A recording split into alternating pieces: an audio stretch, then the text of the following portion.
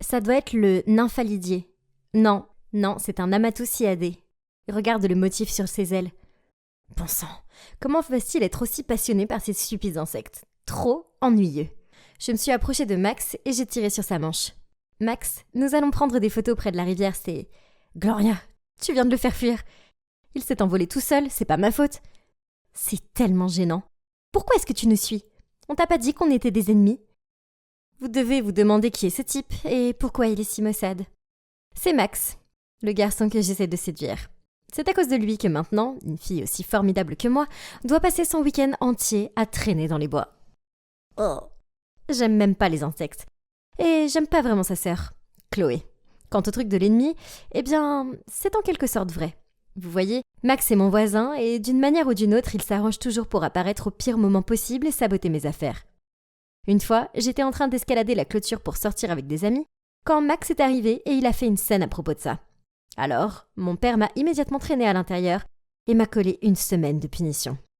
Une autre fois, j'étais tranquillement assise dans le jardin, en train de copier un essai sur Internet, quand une fois de plus, Max est apparu, a vu ce que je faisais et a fait des histoires à ce sujet. Alors, oui, vous l'avez deviné, mon père a entendu et m'a puni à nouveau. Oh, cette pauvre Gloria. Je le détestais vraiment à l'époque. Mais mes sentiments ont radicalement changé quand il m'a sauvée de la noyade. En fait, je me noyais pas vraiment. J'avais juste des crampes. Mais le fait qu'il ait plongé pour me sauver était suffisant. Depuis lors, je n'ai dû que pour lui. Mais peu importe à quel point j'essaye, il est toujours trop froid. Mais j'abandonne pas si facilement. Vous voyez, quelqu'un d'aussi éblouissant que moi a l'habitude d'obtenir ce qu'il veut. Avec cette idée en tête, j'ai couru après eux. Mais une branche s'est mise sur mon chemin, et j'ai dévalé une colline. Tout autour de moi était en train de tourner, puis le monde est devenu noir. Mon Dieu, mes yeux. Qu'est-ce que c'est que ces lumières aveuglantes? J'ai essayé de m'asseoir, j'ai frotté mes yeux, et j'ai vu Max courir frénétiquement vers moi.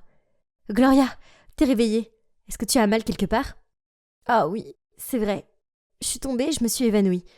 Mais attendez, est-ce que Max s'inquiète pour moi? Si seulement il me traitait comme ça tout le temps. Soudain, une idée me traverse l'esprit. Gloria, tu vas bien? Qui es-tu? Pourquoi je suis ici? Max a paniqué et a couru pour trouver un médecin, tandis que Chloé s'est précipitée vers moi. Tu te souviens vraiment pas de nous? J'ai fait semblant d'être très surprise, les yeux écarquillés, et j'ai demandé qui était Chloé, puis le médecin est entré. Après quelques tests, il a dit qu'il n'y avait pas de blessure grave, mais que je devais souffrir d'une perte de mémoire temporaire. Ah, bien sûr, mes compétences d'actrice étaient de niveau hollywoodien. Et sans surprise, depuis lors, l'attitude de Max envers moi était si différente. Plus de l'air maussade à la place, il était si gentil. Donc, toute cette mise en scène valait vraiment le coup. Je n'avais qu'une seule barrière à franchir, cette fille sournoise Chloé. Quelqu'un veut faire la danse de la semaine dernière? Ça jouera en votre faveur pour la composition de l'équipe. Je voulais pas rater cette occasion. Alors j'ai immédiatement levé la main. Après avoir terminé la danse avec succès, tout le monde m'a félicité. Sauf Chloé. Elle m'a regardé fixement et a dit « Tu n'as pas d'amnésie, Gloria? Comment peux-tu te souvenir de cette danse ?» Oups, j'avais oublié la partie perte de mémoire. Eh bien, j'ai regardé le clip de la danse en ligne et je suis restée éveillée toute la nuit à m'entraîner parce que je veux pas être le mouton noir de notre équipe. Chloé a continué à me fixer, mais n'a rien dit de plus. Ouf, il s'en est fallu de peu. Je dois faire plus attention à partir de maintenant. Le lendemain, je rangeais mes livres quand soudain, Chloé a couru vers moi. Elle a mis son bras autour de mes épaules et a dit avec excitation « Hey, ma belle, on va toujours au centre commercial cet après-midi ?»« Pourquoi faire ?»« Oh, j'ai oublié. Tu te souviens de rien. La semaine dernière, tu m'as promis de m'emmener choisir un cadeau d'anniversaire. C'est mon anniversaire demain. Donc, je te retrouverai à la sortie de l'école après la classe, ok ?» Quoi? Qu'est-ce qu'elle fait? On n'était pas amis, et j'avais jamais accepté de lui acheter quelque chose. Elle essayait juste d'obtenir un cadeau de ma part. Mais comme j'étais supposée être amnésique, je ne pouvais pas non plus la confronter. Oh, quelle frustration. Je savais qu'elle allait choisir la robe la plus chère du magasin. J'ai ri à travers mes larmes quand j'ai vu l'étiquette de prix. Un énorme 150 $. Mais ce n'est pas tout, car lorsque nous avons quitté le centre commercial, Chloé s'est soudainement retournée pour me regarder et a de nouveau affiché son faux sourire. « Hey, Gloria, fais ça avec ton visage, je te ferai une vidéo TikTok. » Puis, elle m'a montré le téléphone. C'est quoi ça? Ce sont toutes des têtes hideuses. J'ai rapidement fait un signe de la main. Pas question, elles sont dégoûtantes. Quoi? C'est mignon. C'est les vidéos que tu m'as envoyées l'autre jour en me demandant de les filmer pour toi. Puis, Chloé a tendu son téléphone et je n'ai pas eu d'autre choix que de le faire. Mon Dieu, je n'étais qu'une marionnette entre ses mains. Pire encore, la vidéo est rapidement devenue virale dans toute l'école. Et maintenant, chaque fois que les gens me voient, ils imitent ces mouvements stupides et éclatent de rire. Cette odieuse Chloé. Pourquoi est-ce qu'elle continue à faire de ma vie un enfer? Ce week-end, il y aura une expérience de nuit dans la nature. Tout le monde semblait être emballé par ça, sauf moi. La nature était tellement ennuyeuse. Et soudain, Chloé prend la parole. Madame, mon frère, Max, étudie la biologie. Je peux l'inviter à venir nous aider? Mes oreilles se sont dressées en entendant le nom de Max. Bien sûr, le professeur a accepté. Ça signifiait un week-end entier à être avec Max, à s'asseoir près du feu, à s'appuyer sur les épaules l'un de l'autre et à regarder les étoiles. Oh mon Dieu, comme c'est romantique. Mais les attentes étaient loin de la réalité. Max était tellement occupé que je n'avais même pas encore établi de contact visuel avec lui. Oh.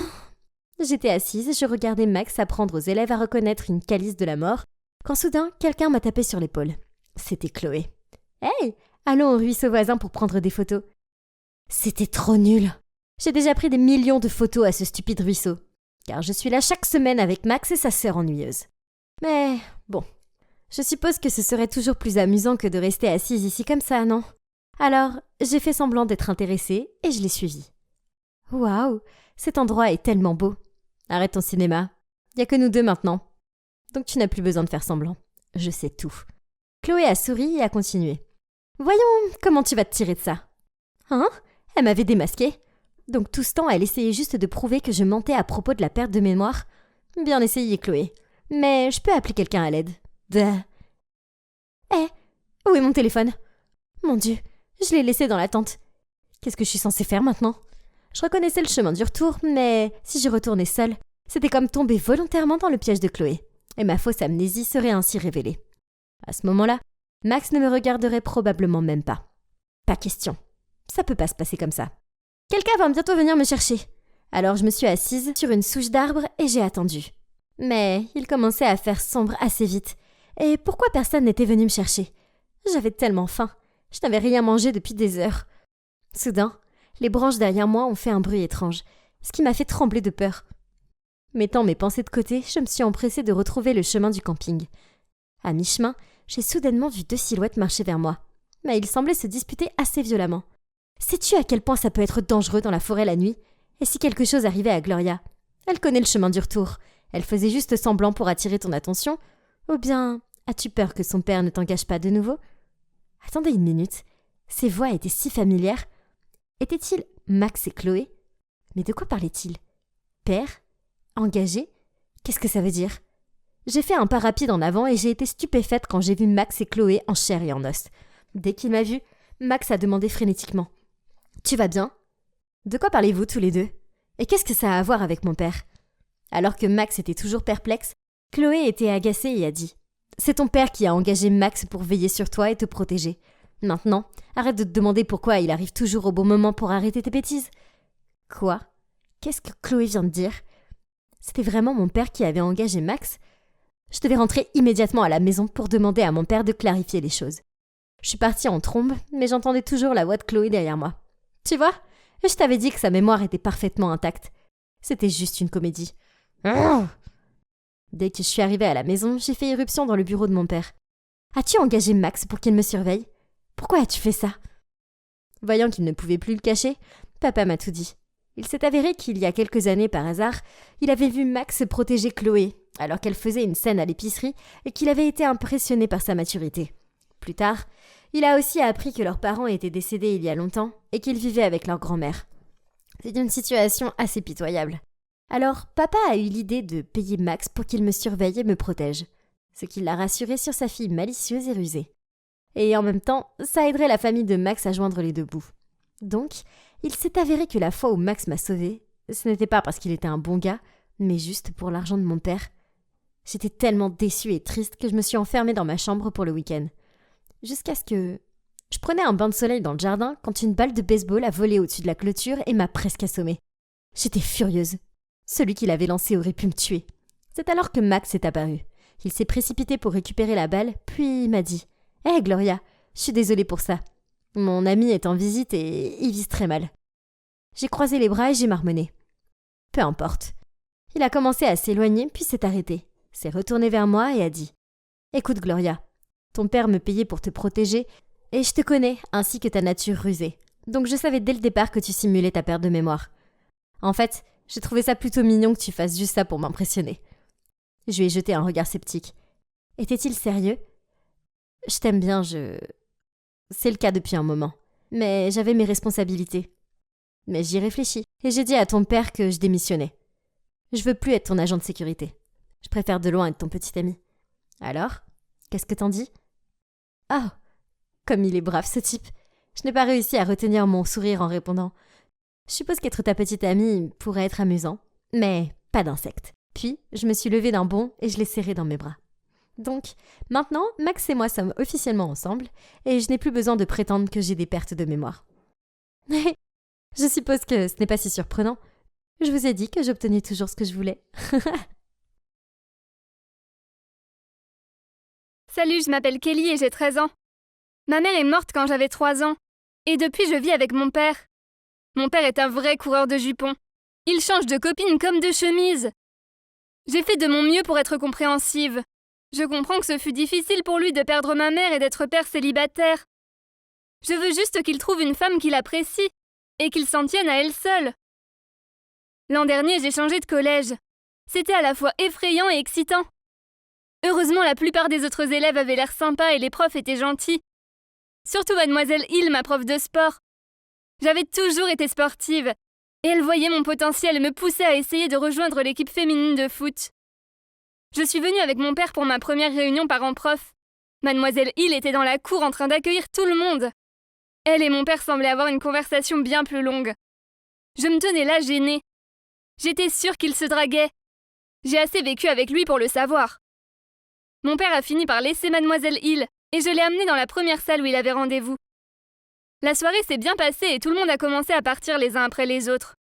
J'attendais impatiemment mon père dans le couloir. Pourquoi la conversation entre mon père et ma prof prenait autant de temps ? C'est pas comme si j'étais une mauvaise élève. Je faisais toujours mes devoirs dans les temps et je n'avais quasiment jamais d'ennui. Ils sont enfin sortis. Ils parlaient avec ma prof de français, mademoiselle Stephens, et rigolaient, comme s'ils se connaissaient depuis des années. « Heureuse de vous avoir rencontré, Gloria », dit mon père en lui touchant le bras. « Pareil pour moi, John », dit-elle en tortillant une mèche de cheveux. Je roulais des yeux. Depuis quand ils s'appelaient par leur prénom ? Il y a un truc pas net. J'ai attrapé le bras de mon père, dit au revoir à mademoiselle Stephens et je l'ai sorti de là. Il se trouve que mon père avait dragué ma prof de sport dans la cour, car quelques semaines plus tard, elle est venue frapper chez nous pour le dîner. Il m'a fallu un instant pour la reconnaître sans son jogging et avec une jolie coiffure et du maquillage. Mais ensuite, j'ai compris que c'était elle. J'en voulais tellement à mon père. Il aurait au moins pu avoir la décence de me prévenir qu'elle venait. J'étais assise là avec mon pyjama rose en pilou. C'était vraiment gênant. Mon père et mademoiselle Hill passaient vraisemblablement du bon temps, car ils n'arrêtaient pas d'échanger des regards mielleux pendant le repas. Burk. Peut-être que ce n'était pas si mal que mon père sorte avec ma prof. Peut-être que ça pourrait me servir à éviter les séances débiles de ballon prisonnier.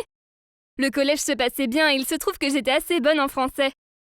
Mademoiselle Stephens était super gentille avec moi et m'expliquait gentiment les erreurs que je faisais. Un jour, en sortant de cours, elle m'expliquait une phrase quand j'ai vu son téléphone vibrer sur son bureau. Elle n'y prêtait pas attention, mais j'ai jeté un coup d'œil à l'écran, et c'était le numéro de mon père. En partant du collège, je suis passée en vitesse aux toilettes. J'allais sortir quand j'ai entendu une voix dans le couloir. Désolée, j'étais en cours. On se voit ce soir, Jen. Tu me manques tellement. J'ai hâte de voir le rencard amoureux que tu m'as préparé. J'ai jeté un œil derrière la porte et j'ai vu mademoiselle Stephens au téléphone. Je me tenais contre la porte des toilettes, choquée. Est-ce que mon père sortait avec mes deux profs en même temps ?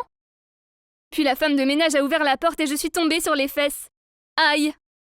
Quand je suis rentrée, j'en ai parlé à mon père. Il a avoué sortir avec mes deux profs. Mais il refusait d'arrêter de les voir car ils s'amusaient bien. J'étais frustrée, mais je n'avais pas d'autre choix que de l'aider à ne pas se faire prendre. Je suis involontairement devenue son ange gardien. J'avoue que de recevoir les faveurs des deux profs n'était pas déplaisant. J'avais eu un A+ à mon contrôle de français, même si je sais que j'avais raté quelques questions. Et je suis devenue capitaine de l'équipe féminine de foot, même si cette autre fille jouait mieux que moi. Même si j'appréciais ses avantages, ça me gênait aussi. Les autres commençaient à raconter des trucs et me regardaient bizarrement. Je suis devenue encore plus parano avec tout ça. Et pour garder le secret de mon père, c'était délicat. Une fois après les cours, je partais pour prendre le bus quand mademoiselle Hill m'a interpellée et m'a demandé si je voulais qu'elle me dépose car elle avait fait une tarte aux noix et voulait l'amener chez nous. Je savais que mademoiselle Stephens venait chez nous après les cours. J'ai paniqué et j'ai murmuré la première excuse qui me venait à l'esprit, en disant que j'avais une allergie aux arachides et que c'était si grave que je ne pouvais pas m'asseoir dans sa voiture. Une autre fois, j'étais au cinéma avec quelques amis et je suis allée dans le hall pour chercher plus de pop-corn et j'ai vu mademoiselle Hill. Elle m'a demandé pourquoi je n'étais pas au lit et je l'ai regardé l'air confus. Il se trouve que mon père lui avait dit qu'il ne pouvait pas la voir ce soir car j'étais malade. Au final, j'ai compris ce qu'il se passait et j'ai inventé un mensonge en disant à mademoiselle Hill que j'étais sortie en douce pour aller au cinéma avec un garçon. Elle m'a fait un grand sourire en me disant qu'elle garderait mon secret. Ça a duré comme ça pendant des semaines. Et soudainement, un jour tout a changé et ma vie est devenue un enfer. Mademoiselle Hill m'a fait aller chercher les gros équipements de sport toute seule. Elle m'a réprimandée quand j'ai manqué un but au foot. Puis elle m'a enlevée au poste de capitaine. Puis en cours de français, mademoiselle Stephens m'a rendu mon devoir. Des mois. Puis elle n'a pas arrêté de poser des questions que les choses que je n'avais pas révisées. Et j'étais embêtée de ne pas pouvoir répondre. J'ai demandé à mon père si quelque chose s'était passé. Et il a dit qu'ils fréquentaient toujours les deux comme d'habitude. Il a dit que leur saute d'humeur était sûrement due à la mauvaise période du mois. Ce week-end-là, mon père dînait avec mademoiselle Hill quand mademoiselle Stephens s'est pointée aussi. Et elles lui ont demandé des explications puis l'ont larguée. Et elles lui ont versé des spaghettis et du vin dessus. Elles avaient parlé en salle des profs et se sont rendues compte qu'elles sortaient avec le même homme. Alors elles se sont dit qu'elles allaient le mettre à nu pour son infidélité. Les deux profs me punissent toujours pour ce que mon père a fait. C'est tellement nul que maintenant je déteste le collège. Je suis tellement furieuse. Rien de tout ça n'est ma faute. J'avais dit à mon père de ne pas sortir avec les deux. Pourquoi me font-elles payer pour ce que mon père a fait? Je déteste tellement mon père. Il est coupable de tout ça et pire encore. Il semble s'en ficher. Il sort déjà avec quelqu'un d'autre. Comment puis-je faire pour qu'il comprenne que ces actes égoïstes ont ruiné ma scolarité et me rendent triste? Hey, ce type là-bas vient de se renseigner sur vous, dit le barman, ce qui m'a incité à me retourner et regarder autour de moi. Oh, il est parti. Comme vous pouvez le voir, je suis assise au bar d'un hôtel 5 étoiles. Non, je ne suis pas riche, au contraire. J'ai pris toutes mes économies et j'ai décidé de les dépenser pour profiter de chaque jour qui me restait à vivre. Tout a commencé il y a plusieurs mois. Je souffrais constamment de douleurs et d'épuisement. J'ai mis ça sur le compte du stress au travail, mais mes symptômes ont empiré. J'ai fini par consulter un médecin et je suis restée choquée en entendant les mots cancer et progressif. Les semaines suivantes ont été un tourbillon de rendez-vous à l'hôpital et de traitements. J'ai fait de la chimio et mes beaux cheveux longs sont tombés. Je me sentais tout le temps fatiguée et sans espoir. J'en ai eu assez, alors j'ai arrêté la chimiothérapie, quitté mon travail et décidé de profiter du peu de temps qu'il me restait. La plage hawaïenne est si belle. Puis, soudain, quelqu'un m'a foncé dessus. Ah! Son verre m'a trempé. Je les ai entendus dire « Oh mon Dieu, je suis vraiment désolée !»« Oh, hé, vous êtes la fille qui était assise seule au bar tout à l'heure !» J'ai levé les yeux et waouh, qu'il était beau! J'ai secoué la tête et insisté sur le fait que c'était ma faute pour ne pas avoir fait attention. Après ça, il m'a rejoint pour une promenade et nous avons commencé à discuter. Oh, il s'appelle Antoine au fait. Donc, le lendemain, je l'ai invité à déjeuner. Je n'ai pas beaucoup d'appétit ces jours-ci, et le plus que je pouvais faire était de regarder fixement mon assiette à peine touchée. Alors, j'ai su que je devais être honnête avec lui. « Hey, Antoine, je t'aime vraiment bien et je veux apprendre à te connaître davantage. Mais j'ai un cancer et il ne me reste plus beaucoup de temps. » Au début, il y a eu un silence écœurant. Mais ensuite, il a pris ma main et imaginez quoi? Il m'a dit qu'il voulait aussi apprendre à me connaître. Les quelques semaines suivantes avec lui ont été magiques. Puis, nous sommes revenus en ville et avons continué à sortir ensemble. Antoine était tellement génial et me couvrait constamment d'amour. Un soir, après le dîner, Antoine nous a conduits jusqu'à cette colline. Il a dit qu'il voulait me montrer la ceinture d'Orion, et c'était si romantique. Je ne voulais pas gâcher ce moment, mais il y avait quelque chose que je devais lui dire. « Antoine, j'ai vu le docteur aujourd'hui. Il a dit que rien n'avait changé. Bien qu'il ne l'ait pas mentionné, je suppose qu'il ne me reste plus beaucoup de temps. » Mes larmes ont coulé sur mon visage. J'ai passé les meilleurs moments avec toi. Je crois vraiment que je t'aime. Soudain, Antoine s'est mis à genoux et m'a demandé « Ma chère Angela, veux-tu m'épouser ? C'est le moins que je puisse faire pour toi. » J'étais sans voix, alors j'ai hoché la tête et je l'ai serré fort dans mes bras. J'étais trop heureuse. Je n'ai pas pu m'empêcher de partager notre histoire d'amour sur les médias sociaux. Rapidement, des milliers de personnes l'ont aimé et partagé en disant quel couple inspirant nous étions. C'était fou, mais fantastique. Leur soutien m'a donné l'impression que je pouvais affronter mon cancer, le monde, tout. J'ai commencé à remarquer qu'Antoine recevait beaucoup d'attention de la part des autres filles. Elle savait qu'il était le gars qui avait fait sa demande à la fille mourante, alors elle semblait s'attrouper autour de lui et l'admirer. Puis, un jour, alors que nous étions ensemble au magasin de robes de mariée, je suis sortie de la cabine d'essayage dans cette magnifique robe, me sentant comme une princesse. Mais j'ai alors vu Antoine parler à une autre fille. Elle a touché son épaule et je l'ai entendu dire « Ta fiancée a beaucoup de chance de t'avoir. » Puis elle s'est penchée plus près de lui. « Antoine !» Je lui ai sifflé et j'ai demandé « Bébé, de quoi j'ai l'air ?» Il s'est détourné de la fille et m'a regardé fixement. « Ouais, magnifique !» Il a souri maladroitement. Je n'ai pas pu m'empêcher de me sentir mal. Je sais que c'est un homme attirant, mais il était sur le point de m'épouser. Ce n'était pas du tout agréable de le voir flirter avec quelqu'un d'autre à l'essayage de ma robe. Pourtant, j'ai essayé de mettre tout cela de côté, car je voulais profiter du peu de temps qu'il me restait. Le mariage était un rêve devenu réalité. C'était un jour si magique. Puis, juste avant notre lune de miel, je suis allée voir mon médecin. À mon grand et complet choc, il m'a dit « Je suis content de vous informer que vous êtes en voie de guérison. » Oh mon Dieu! Je n'en croyais pas mes oreilles. Je me sentais mieux. Je me suis précipitée à la maison pour annoncer la bonne nouvelle à Antoine, mais sa réaction n'a pas été celle que j'attendais. Son visage s'est effondré. Il est d'abord resté sans voix, puis il a bégayé. Félicitations, chérie. Qu'est-ce que ça veut dire? Quoi qu'il en soit, notre lune de miel a été merveilleuse.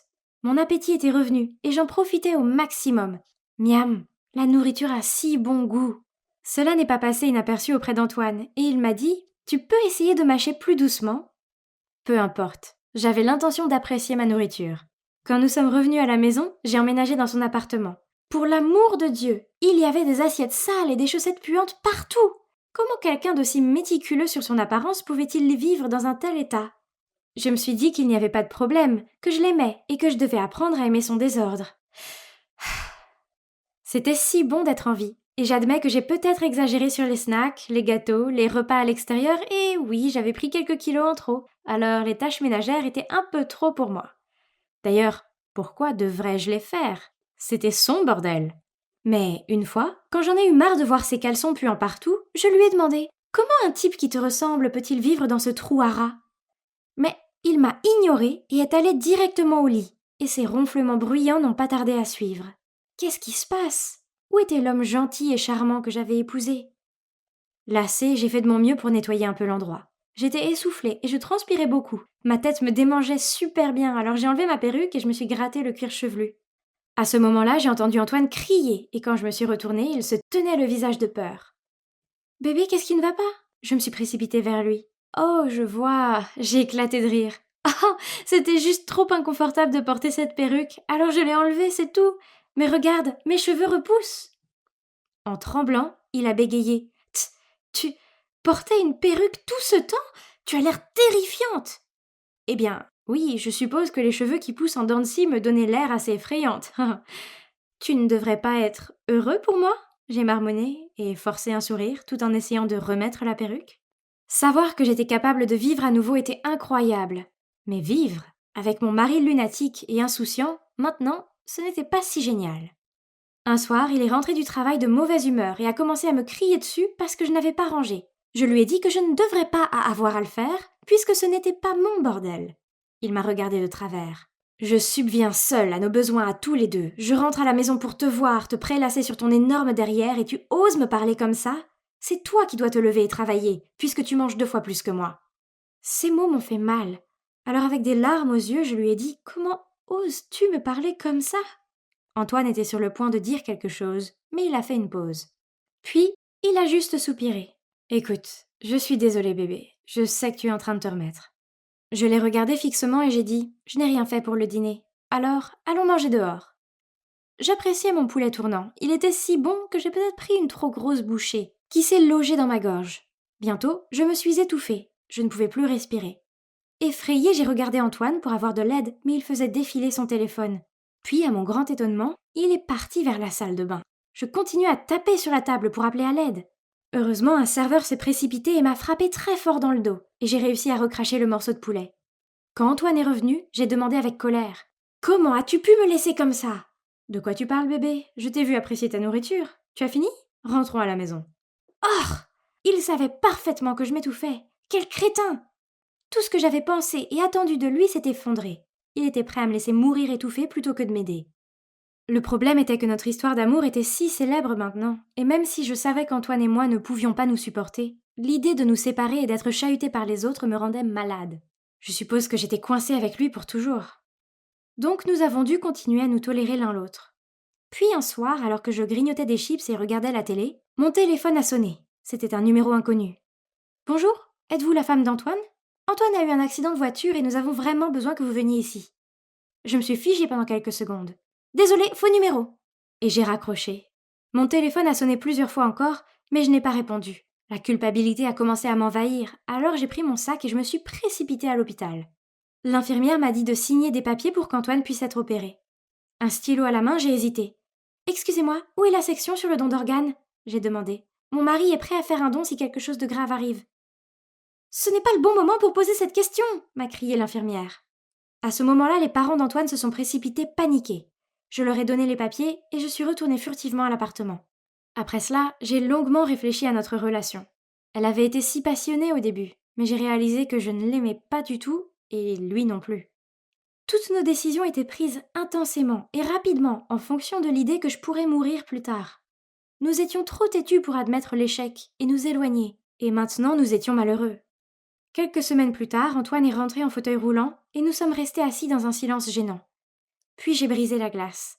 Le soir où je me suis étouffée au restaurant, tu as fait exprès de m'ignorer ? Antoine m'a répondu par une autre question. Est-ce vrai que tu voulais faire don de mes organes au lieu de m'aider à me faire opérer ? J'ai répondu. Je suis désolée. C'était le seul moyen auquel j'ai brièvement pensé pour sortir de ce mariage. Il a soupiré. Je sais. Moi aussi. Je pense que nous sommes trop semblables et que c'est pour ça que ça ne marche pas. Il a fait une pause. Je pense qu'il est temps que nous mettions un terme à tout ça. Alors finalement, nous avons cessé de nous supporter et avons demandé le divorce. Les gens sur les médias sociaux étaient furieux et ont posté beaucoup de commentaires venimeux tels que « Tant pis pour le couple qui nous inspirait » et « Pour moi, ça crie au mariage frauduleux ». J'ai décidé de fermer tous mes comptes en ligne, leur opinion n'ont plus d'importance. J'ai le soutien de ma famille et c'est le plus important. Étonnamment, je suis toujours amie avec Antoine. Nous avons vécu beaucoup de choses ensemble. Et il n'est pas si mauvais. Mais je ne veux jamais vivre avec lui. Ah ! J'ai même rencontré mon petit ami actuel grâce à Antoine, car c'est lui qui m'a présenté à lui. N'est-ce pas drôle ? Parfois les choses ne se passent pas comme prévu, mais ce n'est pas grave. Vivre un mensonge juste pour sauver un ego meurtri est bien pire. Oh, au fait, ce sont mes vrais cheveux. Je suis maintenant en parfaite santé. Rappelez-vous, on ne vit qu'une fois. Alors ne perdez pas votre temps à essayer de plaire aux autres, mais profitez plutôt de la vie et vivez-la au mieux. C'était le 31 mars, un jour ordinaire, pas vrai ? Eh bien oui, mais pas le lendemain, non, car c'était le jour du poisson d'avril. Un farceur comme moi attend toute l'année, ce jour où je peux faire des blagues aux gens sans qu'ils soient fâchés contre moi. J'ai planifié mes tours depuis des mois et ça va être tellement amusant. Je me suis tournée vers ma meilleure amie Aya et avec un sourire sournois, j'ai dit « Tu n'as qu'à attendre demain, mes idées de farce vont être légendaires !» Je pensais qu'Aya voudrait en savoir plus, mais non. Elle s'est contentée de dégager sa frange du visage et a soupiré. « Rose, pourquoi tu ne laisses pas tomber cette année ? Soyons réalistes, personne ne trouve tes blagues drôles, seulement gênantes et agaçantes. »« Quoi ? Pas possible, ce n'est pas vrai. Les gens adorent mes farces. » Aya a continué. « Tu te souviens de ta blague du crayon sur Elsa l'année dernière ? » J'ai hoché la tête et j'ai laissé échapper un grognement. Comment pourrais-je oublier cette farce ? Car elle était si drôle. J'ai coupé le crayon de Elsa en deux, j'ai rempli son manche d'encre, puis je l'ai recollé comme neuf. Et voilà, une explosion d'encre pendant un examen ennuyeux. Elsa a beaucoup pleuré parce qu'elle a raté son test de biologie et a dû le repasser. J'ai haussé les épaules. C'était techniquement vrai, mais c'était quand même drôle. Et la fois où tu as échangé la musique des équipes de Pom Pom Girl contre du heavy metal et que tu les as ridiculisées au match de basket ? Elle a froncé les sourcils. Bon sang, arrête d'être un rabat-joie. Je fais en sorte que l'expérience du lycée soit mémorable pour tout le monde. Soyons honnêtes, personne ne se souviendra des contrôles ennuyeux et des matchs de basket fastidieux sinon. J'étais trop occupée à parler pour remarquer le ballon qui filait dans les airs jusqu'à ce qu'il me frappe en plein sur la tête. Aïe! Tout est devenu noir et je me suis effondrée. J'ai ouvert les yeux et j'ai vu Aya et d'autres enfants qui me regardaient bouche bée. Puis, mon professeur s'est précipité et les a dispersés. « Rose, tu vas bien ?» Elle et Aya m'ont aidée à m'asseoir et pendant que je me frottais la tête, j'ai répondu « Oui, je vais bien, mais j'ai un peu le vertige. » L'enseignante a pensé que ce serait mieux si je rentrais tôt à la maison, alors elle a dit à Aya de me raccompagner. J'étais si fatiguée, mais je savais que dormir, alors que je pouvais avoir une commotion cérébrale, était une mauvaise idée. Alors, je me suis détendue et j'ai regardé un film dans ma chambre jusqu'à ce que maman rentre du travail. D'accord, j'avais mal à la tête et la pièce tournait encore, mais il était hors de question de laisser ce petit accident gâcher mon grand jour. J'avais des projets à faire, alors j'ai pris mon carnet et j'ai vérifié mes idées de farce et ma liste d'accessoires. Le lendemain matin, je me suis réveillée très tôt et youpi, le vertige s'était arrêté. Waouh, aujourd'hui était le grand jour, que les farces commencent. J'avais dit à Aya de me retrouver plus tôt pour avoir le temps de préparer mes farces. Mais à ma grande déception, elle est arrivée à l'heure habituelle. Je me suis précipitée vers elle et j'ai tapoté ma montre. « Quelle heure tu appelles ça ? Maintenant, je vais être en retard sur le planning. » Elle m'a jeté un regard perplexe. « Pourquoi faire ? On n'est plus le 1er avril, aujourd'hui on est le 2. Tu as eu congé hier à cause de ta bosse à la tête. Tu te souviens ? » « Quoi ? De quoi est-ce que tu parles ? Regarde, il est écrit qu'on est le 1er avril. » J'ai agité mon téléphone devant elle. « Alors ton calendrier est faux. Vérifie tes paramètres. Maintenant allons-y. » Elle est partie. « Pas question, ne crois pas que tu peux me duper !» j'ai dit en essayant de courir après elle. Dès que je suis arrivée à l'école, j'ai rejoint mes amis à la cantine pour le petit déjeuner. Et Célia m'a regardée et a dit « Comment ça va la tête ?» Je lui ai dit que ça allait et je lui ai passé un Oreo. Elle l'a mangé sans hésiter. Mais après une bouchée, elle l'a recraché dans sa main. « Burk, c'est quoi ça ? Burk !» Je lui ai ri au nez et lui ai dit « Ah ! C'est du dentifrice pris en sandwich entre des biscuits Oreo. » Ok, je suis désolée. Bois ça. Puis je lui ai passé une bouteille de cola. Elle a pris une grande gorgée puis l'a immédiatement recrachée. « Hé, c'est dégueulasse !» Puis elle a couru à la salle de bain pour se nettoyer la bouche. Oui, j'avais mis de la sauce soja dans cette bouteille. Je l'ai suivie dans la salle de bain pour vérifier qu'elle allait bien et je l'ai trouvée en train de se rincer la bouche sous le robinet. Quand elle a fini, elle a froncé les sourcils et m'a dit « Rose, ce n'est pas drôle. Je croyais que tu ne faisais ces farces stupides que le 1er avril. Maintenant, je dois supporter une haleine puante de sauce soja toute la journée. » J'ai roulé des yeux puis j'ai souri. Ouais, comme si ce n'était pas le 1er avril aujourd'hui. « Ce n'est pas le cas. Qu'est-ce qui ne va pas chez toi ? On est le 2. » Et elle est partie en claquant la porte. Attends, quoi ? Qu'est-ce qu'elle a voulu dire par « on est le 2 » ? C'est pas vrai. Quoi qu'il en soit, vu que j'étais déjà ici, j'ai décidé que je pouvais aussi bien faire une autre farce. J'ai sorti mon pot de Nutella, je suis entrée dans un des box et j'ai attendu qu'une autre fille entre dans celui d'à côté. Je lui ai demandé « Hey, excuse-moi mon amie, vous aviez du papier toilette là-dedans ?» Elle a été gentille et a répondu « Bien sûr !» Puis elle me l'a passé. J'ai rapidement mis du Nutella sur ma main, puis je l'ai frotté sur sa main à elle aussi. Oups ! Oh là là, elle a crié si fort que je n'ai pas pu retenir mon rire. « Burk, qu'est-ce que c'est ? Si dégoûtant ! Espèce de monstre !» Puis elle est sortie en courant pour se laver la main. Je suis sortie. « Relax, ma fille. C'était juste une farce pour le jour des fous. Juste du Nutella. » Mais elle a ricané en retour. « Tu es folle, et c'est déjà le 2. Bon sang, mais qu'est-ce qui ne va pas chez toi ?» Et elle est partie. Ok, donc c'était bizarre. Pourquoi tout le monde agissait comme si c'était le 2 avril ? En allant en cours, j'ai revérifié mon téléphone. Ouais, c'était le 1er avril. Ok, j'ai compris. C'était la tentative stupide de tout le monde de me duper. Bien essayé, mais ça ne marchera pas. Comme on était le 1er, ça voulait dire que c'était l'heure du cours de maths. J'ai pris ma place en classe et j'ai attendu. Mais pourquoi Monsieur Simon, le professeur de chimie, est-il entré ? Il nous a dit de nous préparer pour notre prochaine leçon dans le laboratoire. Hein ? Qu'est-ce qui se passait ? J'étais si confuse. C'était l'emploi du temps de demain, non ? Puis, il s'est assis sur la chaise sans aucun soupçon et... un gros bruit de paix a retenti. J'ai tellement ri que j'avais mal aux côtes. Je n'arrivais pas à y croire. Je fais ça chaque année, mais il se trompe à chaque fois. Mais, attendez, pourquoi tout le monde était-il si calme ? J'ai regardé autour de moi et j'ai réalisé que j'étais la seule à rire. Oh, allez tout le monde, c'était amusant, la blague typique du poisson d'avril. Monsieur Simon a brandi le coussin péteur et m'a jeté un regard sévère. Rose, je n'attends pas ce comportement de quelqu'un de ton âge, surtout que ce n'est même plus un poisson d'avril. Et croyez-le ou non, tous mes camarades de classe étaient d'accord avec lui. C'est pas vrai. Tout le monde était fou. Non, c'est le 1er avril, je le sais, vous mentez tous, ai-je répondu en panique avant de rassembler mes affaires et de sortir de la classe en courant. J'avais vraiment besoin d'un peu d'espace pour réfléchir à tout cela. Tout était tellement fou. Je n'aurais pas pu m'évanouir pendant toute une journée, n'est-ce pas? Ou bien la balle m'a frappé si fort que j'ai perdu la mémoire? Je me souviens d'avoir dîné, puis d'avoir veillé tard pour planifier mes farces, et je sais que j'étais fatiguée, mais ce n'était pas possible. C'était eux les fous, pas moi.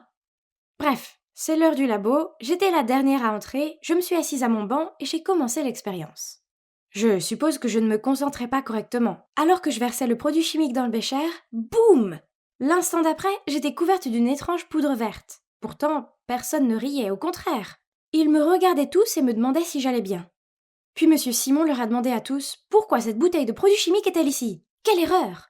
Embarrassée, j'ai couru à la salle de bain pour me nettoyer le visage. Bon sang, je ressemblais au Grinch. C'était super difficile à enlever en frottant. Aïe! J'espérais ne pas garder cette couleur pour toujours. Mais était-ce une blague de quelqu'un? Mais si c'est le cas, pourquoi personne n'a ri? J'aurais sûrement ri à leur place. Finalement, la poudre verte a commencé à se détacher et je suis retournée en classe. Sur le dessus de mon sac à dos, il y avait une note pliée avec mon nom dessus.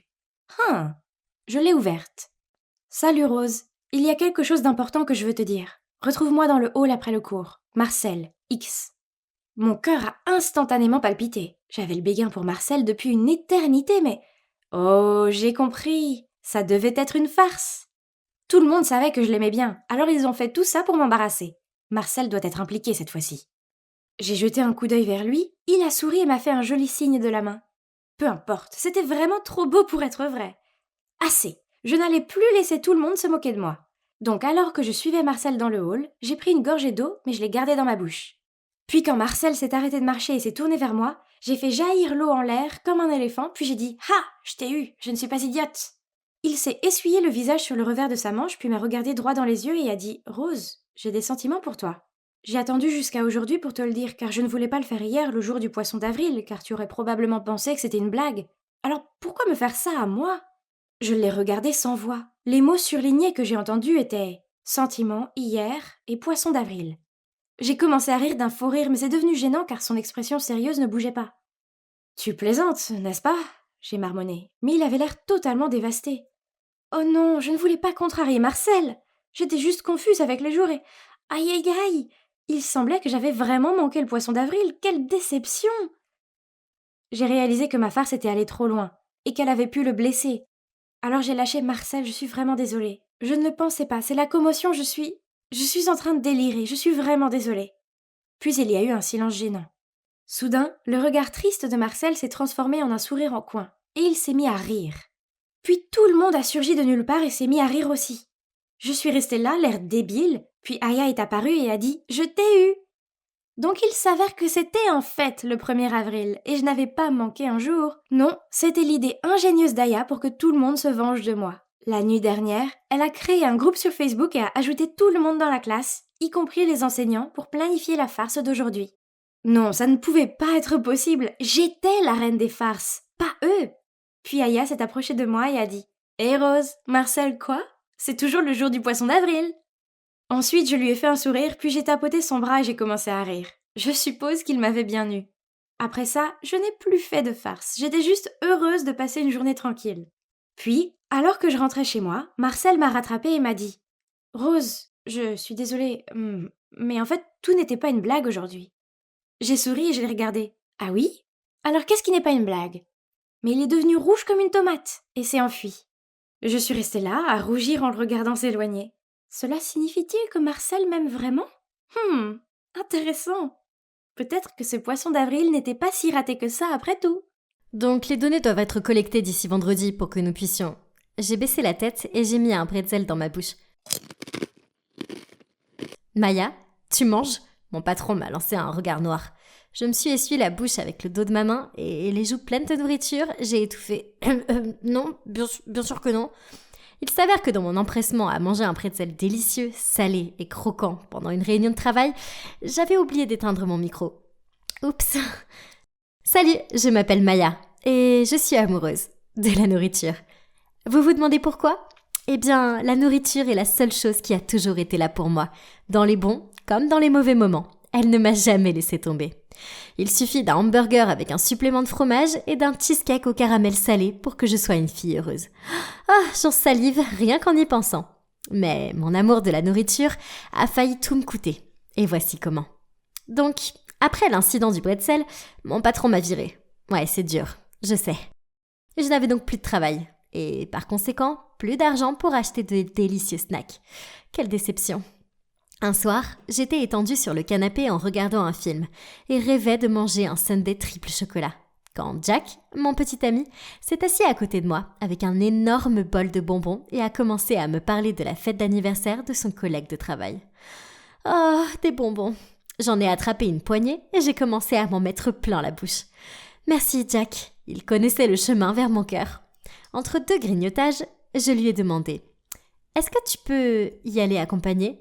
Je veux venir avec toi, s'il te plaît. » Il a haussé les épaules et a dit « Bien sûr. » J'ai applaudi avec mes mains collantes. Oh, une fête! C'était tellement génial, car les fêtes signifiaient qu'il y aurait de la nourriture, et beaucoup de nourriture.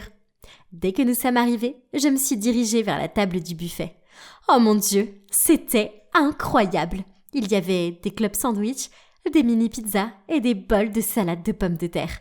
J'ai soulevé tout le bol de service et j'ai commencé à mettre la nourriture à la cuillère dans ma bouche. Puis, une femme est apparue à côté de moi, fronçant les sourcils. Elle a dit « Excusez-moi, pourriez-vous ne pas manger dans le bol de service ?» La bouche pleine, j'ai répondu « Oh, désolée, c'est tellement bon. » Puis j'ai reposé le bol et pris une poignée de chips. Alors qu'elle s'éloignait, je l'ai entendue marmonner dans son souffle. Quelle gourmande! Finalement, Jack a attrapé mon bras et m'a fait sortir de là. Il boudait et pouvait à peine croiser mon regard. Alors, je lui ai demandé ce qui se passait. « Qu'est-ce qu'il y a ?» ai-je grogné. « Est-ce que tu as besoin de demander ? Tu restes assise toute la journée à manger tout ce qu'il y a dans les placards, puis, quand je t'amène à une fête de mon collègue, tu monopolises le buffet. C'est tellement embarrassant. » Ça m'a gonflé. Je suppose que je devrais avoir un peu plus de self-control avec la nourriture dans une fête. Et je suppose que j'avais besoin de trouver un travail. De plus, avoir plus d'argent signifiait que je pouvais acheter de meilleurs snacks. Et je n'aurais pas à continuer à prendre ceux de Jack. J'ai donc trouvé un emploi à temps partiel au cinéma de mon quartier, au comptoir à popcorn. Oh, cette odeur sucrée et beurrée du popcorn, comme je l'adorais. Je ne pouvais pas m'en empêcher. Il était là à me regarder, toute sa chaleur dorée et collante. Alors, entre deux services à un client, je l'ai fourré furtivement dans ma bouche. « Qu'est-ce que tu fais ?» Mon cœur s'est arrêté en entendant une voix familière derrière moi. Je me suis retournée et je me suis retrouvée face à face avec mon manager. J'ai nié immédiatement. Je ne faisais rien, alors que du popcorn sortait de ma bouche. Il m'a crié dessus et m'a accusé d'avoir mangé tous les bénéfices. Tellement injuste. Alors, vous l'avez deviné, j'ai été virée. Une fois de plus. Je suis arrivée à la maison plus tôt que prévu, le visage taché de larmes, avec un sac rempli de mes friandises au chocolat préférées pour me réconforter. Jack m'a regardée depuis le canapé et m'a demandé ce qui se passait. Je me suis effondrée à côté de lui. J'ai retiré l'emballage d'une barre de chocolat et j'ai dit « Je me suis encore fait virer. Je n'ai pas pu m'en empêcher. C'est du popcorn, c'est trop savoureux. Est-ce que ce monde a besoin d'être aussi cruel ?» Et puis, j'ai pris une bouchée de chocolat. Délicieux. Jack a secoué la tête, puis m'a dit en soupirant « Maya, admets-le, c'est ta gloutonnerie qui te met dans le pétrin. » Et alors, j'aime manger. C'est tout, je ne fais de mal à personne. J'ai fini la barre de chocolat et j'ai commencé à déballer la suivante. Jack a secoué la tête et est parti. C'est pas grave, je n'avais pas besoin de son soutien, puisque j'avais du délicieux chocolat pour me réconforter. Miam. Un jour, comme d'habitude, j'ai cherché des snacks dans la maison. Mais non, il n'y en avait plus. Comme je n'avais pas d'argent, je n'ai pas pu aller au magasin. À la place, je suis allée sur mon téléphone et j'ai cherché des vidéos de mukbang pour tuer le temps. En regardant deux filles se remplir la bouche de frites trempées dans du shake à la fraise, j'ai eu une idée. Bien sûr! Pourquoi je n'y avais pas pensé plus tôt? Je devais devenir un mukbanger et je gagnerais de l'argent tout en faisant ce que j'aime. Manger de la nourriture, c'était gagnant, gagnant. Pour ma première vidéo, j'ai fait simple. C'était juste moi, dans un t-shirt blanc, mon téléphone comme caméra et un énorme bol de spaghettis. C'est fou, les gens l'ont regardé et ont commencé à me suivre. Après quelques vidéos, ma popularité a augmenté et mes spectateurs ont commencé à me donner de la nourriture et de l'argent. C'était complètement fou. Mais avec ces choses sont venues les demandes de vidéos, comme manger 3 buckets de poulet frit et 10 assiettes de riz frit recouvertes de mayonnaise. Manger toute cette nourriture est devenu un vrai défi. Une fois, j'étais à la moitié d'une vidéo où je mangeais un hamburger quand j'ai eu un point de côté dans l'estomac et j'ai dû m'arrêter. Je n'aurais vraiment pas dû manger de pancakes au petit déjeuner plus tôt. Mes fans étaient déçus que j'arrête le défi et je me sentais vraiment mal. Je me suis dit que si je voulais en faire mon métier, il fallait que je commence à jeûner avant, afin d'être au mieux de ma forme pour les vidéos. C'était un travail difficile. Une fois, j'avais tellement faim que je suis allée dans le réfrigérateur pour renifler du fromage. Mais une fois que j'avais terminé un défi, je me sentais si pleine et ballonnée que je ressemblais à un poisson globe. Et puis, il y avait la fatigue. J'étais tellement épuisée que je me suis endormie dans le bus pour le supermarché et j'ai fini dans une ville bizarre à des kilomètres de là. J'ai dû appeler Jack pour qu'il vienne me chercher et il a râlé pendant tout le trajet du retour. Malgré cela, j'ai continué à faire des vidéos.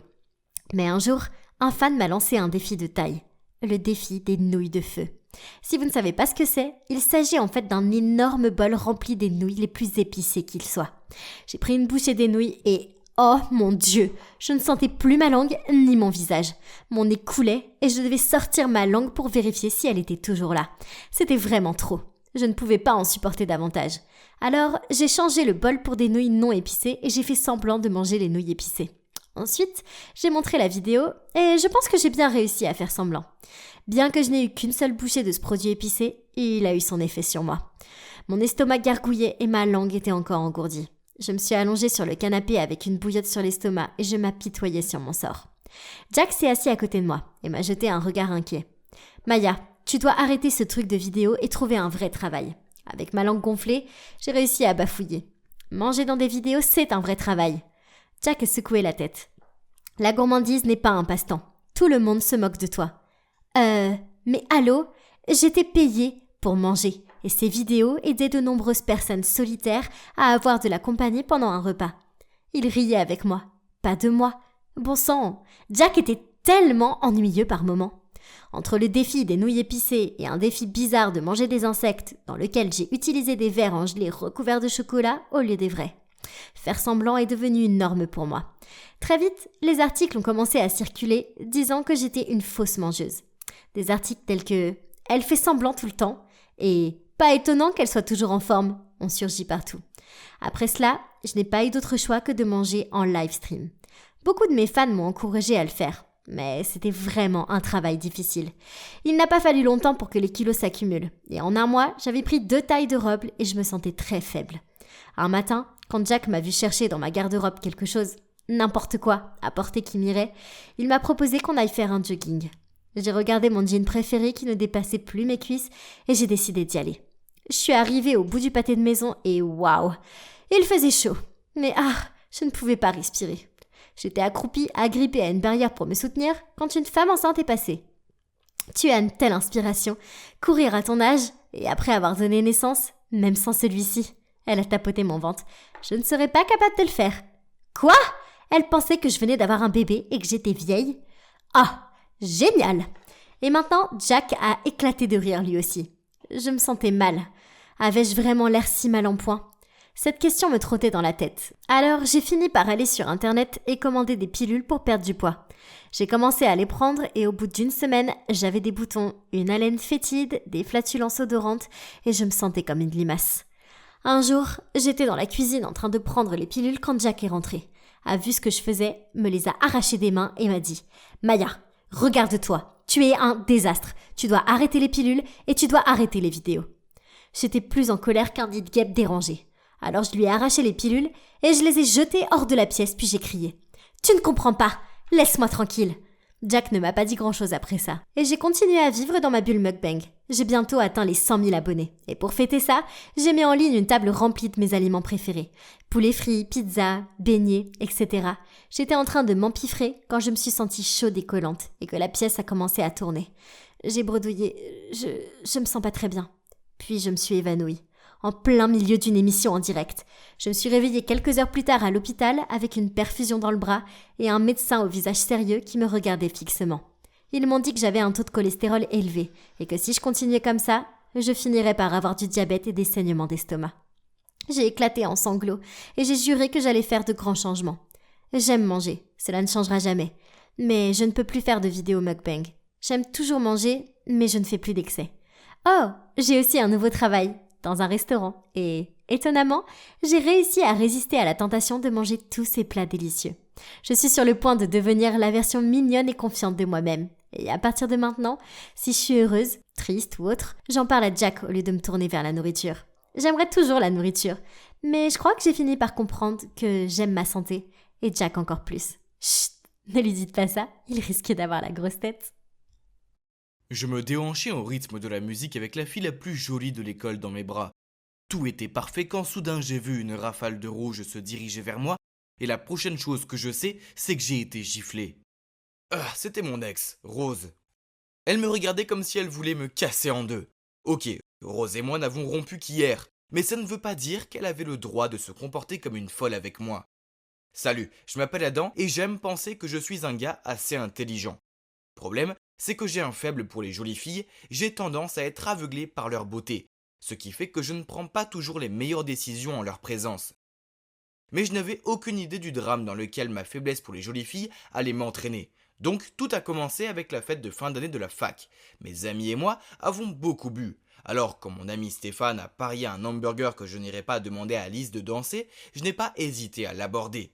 Bon sang, elle est si belle, et bien trop bien pour moi. Alors je m'attendais à ce qu'elle me dise de m'en aller, mais au lieu de cela, elle a souri et m'a laissé la conduire sur la piste de danse. Pendant qu'on dansait, elle m'a chuchoté à l'oreille que je lui avais toujours plu. Et là, vous l'avez deviné, Rose, ma folle d'ex, a déboulé et m'a giflé. Je me suis réveillé le lendemain matin avec un mal de tête dévastateur. C'était quoi tous ces cris venant de l'extérieur de ma fenêtre ouverte? J'ai enroulé ma couverture de lit autour de moi et je me suis traîné jusqu'à là-bas pour jeter un coup d'œil. Lise et Rose se criaient dessus. C'est le mien, pas le tien, ne t'approche pas. C'est moi qui le veux, pas toi, mets ça dans ta tête. Oh oui, on devrait peut-être demander à Adam qui le préfère. À quoi bon puisque nous savons toutes les deux qu'il va me choisir? J'avais bien trop la gueule de bois pour ça, alors j'ai fermé la fenêtre et je suis retourné me coucher. Ces filles, elles ne voulaient pas s'arrêter. Les jours suivants, elles m'ont bombardé de messages et m'ont attendu devant chez moi. D'accord, la plupart des mecs rêvent de deux jolies filles qui se battent pour eux, mais croyez-moi, les regarder s'arracher les extensions de cheveux n'est pas aussi glamour que ça en a l'air. Heureusement, mes prières ont été exaucées par nul autre que Eric, mon frère génial. Il est arrivé avec un billet pour une croisière de luxe de 2 semaines. Il l'avait réservé il y a longtemps, mais il y a eu un empêchement au travail, alors le billet était à moi. C'était super. J'ai fait un câlin à mon frère, lui ai pris le billet des mains et ai commencé à faire mes bagages. La partie la plus délicate était de se faufiler derrière Rose et Lise, qui traînaient toujours dehors. J'ai donc emprunté le sweat à capuche et la casquette de mon colocataire et je me suis fait passer pour lui pour passer devant elle. Résultat, elles ne m'ont même pas regardé 2 fois. Au revoir à mon cauchemar de Lise et Rose et bonjour aux vacances de mes rêves. C'est ça la vie. Je faisais confiance à mon frère pour réserver un endroit aussi somptueux. Ma chambre était immense et avait son propre balcon. Il y avait tellement de choses à faire ici, depuis le bar en plein air, les dizaines de restaurants, les piscines, le cinéma. J'étais dans mon propre complexe flottant, le paradis. Le lendemain matin, quand je me suis réveillé dans mon grand lit, j'ai écouté les sons du silence. Oui, oh doux silence, comme tu m'as manqué. C'était une zone sans discussion entre filles. Je me suis changé et j'ai marché jusqu'au bar extérieur. Il n'était clairement pas trop tôt pour un cocktail. J'avais mis une paire de lunettes de soleil, c'est alors que je l'ai repérée. Elle était magnifique. J'ai rapidement commandé 2 cocktails et j'ai commencé à marcher vers elle. J'étais sur le point de lui tendre la boisson, mais j'ai trébuché sur une chaise longue et j'ai regardé le verre tomber au ralenti. J'ai essayé désespérément de l'attraper, mais non. À la place, j'ai réussi à la frapper dans le dos. Elle a poussé un glapissement et a crié « Espèce de pervers, à quoi tu joues ?» Je suis resté là, bouche bée, à me demander si je devais plonger dans la piscine pour échapper à ce drame ou non. J'ai baissé les yeux sur mes lunettes de soleil qui, dans toute cette action, étaient tombées. Soudain, une idée m'est venue. Alors je me suis penché, j'ai tendu le bras et j'ai fait semblant de les chercher à tâtons. Elle m'a regardé pendant un moment puis a ramassé mes lunettes de soleil, les a mises dans ma main et a dit « Oh, je suis désolé, je n'avais pas réalisé. Tiens, laisse-moi t'aider. » Puis elle a pris mon bras et m'a guidé à travers la zone de la piscine. Je l'ai remerciée et avec mes lunettes de soleil, je l'ai regardée partir. Donc elle pensait que j'étais aveugle. Ouais, ce n'était pas ma meilleure idée, mais ça m'a permis au moins de me sortir d'une situation délicate avec une jolie fille. Plus tard ce soir-là, je suis allé au restaurant buffet pour dîner. J'allais empiler mon assiette quand je me suis heurté à quelqu'un et j'ai failli la faire tomber. Ah, c'était encore cette jolie fille. J'ai rapidement mis mes lunettes de soleil, puis je me suis délibérément tourné dans le mauvais sens et je dis à haute voix « Oh, je suis désolé ». Elle a posé sa main sur mon épaule et m'a guidé pour que je sois face à elle, puis a dit « C'est moi, la fille de la piscine. Et c'est bon, j'aurais dû regarder où j'allais. As-tu besoin d'aide ?» Je l'ai rapidement coupé. « Non merci, c'est bon. » Puis j'ai levé mon assiette jusqu'à mon nez et je l'ai reniflé. Ces crevettes sentent vraiment bon. Elle a levé un sourcil devant mon talon pour sentir la nourriture. Alors j'ai continué à faire semblant de renifler la nourriture en la mettant dans mon assiette. Vous savez quoi? Elle n'arrêtait pas de me fixer. Finalement, elle est partie. Ouf, je l'ai échappé belle. Ensuite, je me suis rendu au bar du pont supérieur pour me détendre, avec un autre cocktail. Puis, qui s'est rapproché? Mais oui, vous l'avez deviné, la jolie fille.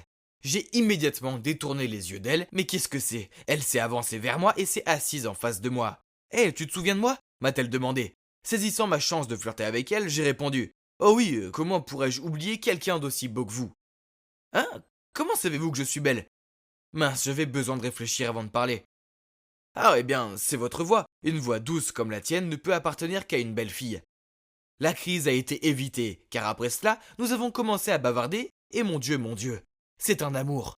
Savez-vous qu'elle milite pour une organisation qui s'efforce de garantir les droits des petites filles nées en Afrique? Je sais, c'est formidable. La soirée touchait à sa fin, et elle a dit « Oh, au fait, je m'appelle Bella. » J'ai répondu « Bella, un nom aussi beau que ton âme. Moi, c'est Adam. » Elle a eu un petit rire nerveux. « Eh bien, Adam, il se fait tard. Je suppose que je ferais mieux de retourner dans ma cabine. » Je ne voulais pas que la nuit se termine, alors j'ai lâché. « Waouh, Bella, regarde le ciel, n'est-il pas magnifique ?» Elle m'a regardé fixement, puis m'a répondu « Comment tu sais ?»« Oups, bien sûr, j'étais censé être aveugle. Je peux le sentir avec la brise. » Elle m'a jeté un regard interrogateur, puis a dit « Eh bien, bonne nuit. Et si on se retrouvait à la salle de jeu de demain, disons à 10 heures ?» J'ai accepté avec enthousiasme, puis elle est partie. Encore une fois, je l'ai échappé belle. Je devais vraiment être plus prudent. Bella, je n'arrêtais pas de penser à elle. Le lendemain, je suis un enfant quand il s'agit d'arcade. Je ne peux pas m'en empêcher. Mon enfant intérieur sort et... Oh, un jeu de course de voiture. Non, je faisais semblant d'être aveugle, donc je me suis maladroitement attardé dans le hall et j'ai attendu que Bella se montre. Quand elle est arrivée, elle a pris mon bras et m'a guidé dans la salle d'arcade. Elle m'a décrit toutes les machines de jeu, ce que je trouvais très gentil. Puis elle m'a conduit à la machine, à attraper les peluches et à pousser un cri d'excitation. Oh, j'adorais ça quand j'étais petite. Rapidement, je me suis mis à tâtonner pour insérer la pièce d'argent, persuadé que j'allais lui faire gagner une peluche. Mais attendez, j'étais censé être aveugle. Alors j'ai touché les commandes et j'ai fermé les yeux. Son rire disait tout. Échec massif. Tout se passait bien jusqu'à ce que Bella doive aller aux toilettes et me demande de ne pas bouger et de l'attendre près d'une machine de jeu de tir, qui se trouve être mon jeu d'arcade préféré de tous les temps. Je me suis précipité vers elle dès qu'elle était hors de vue. J'ai pris un fusil et j'ai tiré 5 canettes d'affilée. Puis j'ai sauté en l'air et j'ai crié. Je me suis retourné et j'ai vu Bella qui me regardait d'un air renfrogné. Oh là là, je me suis fait avoir. J'ai essayé d'expliquer mais elle a juste secoué la tête et dit « Comment as-tu pu ? Tu es un lâche, un pervers et un menteur. » Puis elle s'est enfuie. Je me sentais très mal. J'ai essayé de la chercher dans le bateau, mais je ne l'ai trouvée nulle part. Je me suis senti déprimé, j'ai commandé un cocktail et je suis allé me promener sur le pont. Soudain, j'ai entendu des cris venant d'en dessous. Qu'est-ce que c'était ? J'ai jeté un coup d'œil en bas et j'ai vu un homme et une femme qui essayaient de traîner une petite fille dans l'un des radeaux de sécurité. Attendez, ils n'étaient pas seuls, Bella était là aussi. Elle essayait d'éloigner la petite fille d'eux. Sans même réfléchir, j'ai laissé tomber mon verre et j'ai couru vers eux. J'ai foncé vers la femme et l'ai frappée si fort qu'elle a failli tomber dans la mer. L'homme a tendu la main pour la stabiliser, ce qui a donné à Bella une chance de prendre l'enfant. Elle a alors attrapé mon bras et m'a tiré. Après cela, les méchants ont sauté dans le radeau et ont pris la mer. Nous avons rendu la fille à ses parents. Il s'avère que Bella se rendait à sa cabine lorsqu'elle a vu un couple en larmes qui ne trouvait pas leur fille. Alors elle est partie à sa recherche et a découvert l'enlèvement. Après cela, Bella m'a pardonné car j'avais sauvé la journée et tout ça. Et nous avons passé le reste du voyage ensemble. Puis le dernier jour, je me suis mis à genoux et lui ai demandé d'être ma petite amie. Et elle a dit oui. Je l'ai ramenée chez moi et alors que nous marchions vers ma maison, Lise et Rose ont couru vers moi et ont commencé à se disputer pour savoir qui je préférais. Oh mince, je les avais oubliés. Comprenant la situation, Bella s'est approchée d'elle. « Merci mon Dieu, vous êtes là. Je suppose que l'une d'entre vous est sa petite amie, n'est-ce pas ? Il y a eu un accident et Adam est aveugle maintenant. Il a vraiment besoin de quelqu'un à ses côtés 24/7. » En entendant cela, je me suis rapidement coordonné avec elle en agitant mes bras d'une façon désordonnée. « Alors, laquelle est ta petite amie, Adam ?»« C'est Lise. » Rose a rapidement ajouté son grain de sel. Non, il est tout à toi. On a traîné ensemble qu'une fois. Ah, quelle poire, je l'ai regardé s'enfuir. Puis Bella et moi avons éclaté de rire. Après cela, je lui ai tendu le bras et l'ai laissé me guider vers la maison. Vous savez, en souvenir du bon vieux temps. Lui mentir en prétendant être aveugle était une chose stupide à faire. Mais je l'ai fait parce qu'être en présence de belles filles me rend si nerveux que je fais des choses stupides. C'est une chance que Bella m'ait pardonné parce que je pense que ce crétin a peut-être trouvé la fille de ses rêves. J'étais assis sur le canapé à regarder un film avec ma mère et mon père, quand soudain, la porte s'est refermée, et nous avons tous tourné la tête pour voir ce qui se passait. Ouais, c'est ma grande sœur Séverine qui faisait son entrée. Elle s'est effondrée sur le canapé et a tapé ses pieds sur la table basse. Puis, alors qu'elle faisait défiler son téléphone, elle a levé les yeux vers nous et a soufflé. « Ah, pourquoi vous me regardez tous comme si j'étais un animal dans un zoo ? Je suis pas la bienvenue ici !» Troublée, ma mère a immédiatement répondu. « Non, ma chérie, nous sommes tous ravis de t'avoir à la maison. » Puis elle s'est tournée vers moi. « Anna, ma chérie, va chercher une boisson pour ta sœur. » Je me suis levée d'un bond et j'ai fait ce que maman m'a demandé. Je sais ce que vous pensez. Pourquoi tout le monde laisse Séverine, la petite demoiselle grossière, s'en tirer ? Vous voyez, après une grosse dispute avec maman, elle a quitté la maison à 18 ans et n'est pas revenue pendant 7 années entières. Maman semblait si heureuse qu'elle soit de retour, alors j'ai décidé d'ignorer l'attitude de Séverine et de la laisser faire. Cet après-midi-là, maman m'a demandé de l'accompagner à l'épicerie pour que nous puissions acheter à Séverine ses aliments préférés en guise de bienvenue. Puis, nous avons passé des heures à préparer ce délicieux repas. Je me suis précipitée vers la chambre de Séverine et j'ai frappé à la porte. « Séverine, le dîner est prêt !» Elle m'a répondu en criant « Va-t'en !»« Mais c'est des hamburgers et on a un dessert spécial !» Ai-je répondu. « Pfff, je déteste les hamburgers. Il est hors de question que je mange un dessert plein de sucre. » Je suis descendue et j'ai dit à maman qu'elle ne venait pas. Maman a haussé les épaules et a essayé de faire comme si ce n'était pas grave. Mais je pouvais voir la tristesse dans ses yeux. Papa a tenté de la rassurer en disant « Elle a juste besoin de temps pour s'installer. » « Oui, elle est probablement juste fatiguée, » j'ai ajouté. Maman a forcé un sourire et nous a remerciés tous les deux. Puis elle a préparé une assiette de nourriture et m'a demandé de la porter à Séverine. J'ai frappé à sa porte et je lui ai dit que la nourriture était dehors. Elle m'a répondu en criant « Prends-la !» J'en veux pas. Je l'ai laissée à l'extérieur de sa chambre, mais plus tard, quand maman est montée se coucher, elle a vu l'assiette de nourriture intacte toujours là. Elle l'a ramassée en descendant les escaliers et a fait comme si ce n'était pas grave. Elle ne me bernait pas. Je pouvais voir qu'elle grinçait des dents pour arrêter ses larmes. Quand j'étais petite, je considérais ma grande sœur comme belle et courageuse. C'était une idole. J'aimais la façon dont elle portait des couleurs vives, la façon cool dont elle se coiffait, et son caractère insouciant. Le problème, c'est qu'elle ne semblait pas m'aimer. Elle ne faisait que de me traiter de morveuse, me claquer la porte de sa chambre au nez et me dire de rester loin d'elle. 7 ans plus tard, je pensais que les choses seraient différentes. Elle n'était plus une adolescente, elle était une adulte. Mais non, il semblait clair que Séverine me détestait encore plus que jamais. Je ne sais pas pourquoi. Ne me considérait-elle pas comme une vraie sœur, parce qu'on avait des pères différents ? Vous voyez, mon père n'est pas le sien, car son père est parti quand elle était petite. Puis maman a rencontré mon père et m'a eu. Je ne sais pas, je n'arrive pas à comprendre pourquoi elle me déteste toujours autant. Au fil des semaines, Séverine n'a pas semblé s'installer du tout. Au contraire, son comportement a empiré. Elle jouait de la musique forte jusqu'à si tôt le matin. Elle recouvrait la maison de ses vêtements, assiettes, tasses, etc. Elle était la personne la plus désordonnée qui soit, qui ne nettoyait jamais. Une fois, je suis descendue pour la voir assise à la table du dîner, en train de grignoter les sandwichs que j'avais préparés pour l'école.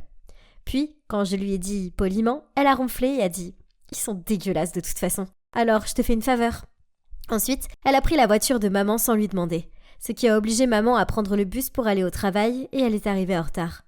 Quand maman lui en a parlé, Séverine a juste souri, lui a jeté ses clés de voiture et a dit « Tu n'as plus d'essence » et est partie. Maman a essayé de rester calme et s'est distraite en rangeant la maison. J'ai essayé de la serrer dans mes bras mais elle m'a repoussée et m'a dit de m'en aller. J'avais l'impression que Séverine pouvait toujours s'en tirer et que je suis la seule à me faire engueuler pour rien. Pourtant, Séverine a dû traverser beaucoup d'épreuves, non ?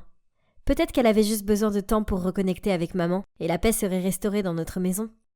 Juste quand je pensais que les choses ne pouvaient pas empirer, eh bien, elles ont empiré. Je lisais dans le salon quand j'ai entendu des voix venant de l'extérieur. Je suis allée voir et j'ai vu papa et maman parler à notre nouveau voisin. Ils avaient l'air amicaux.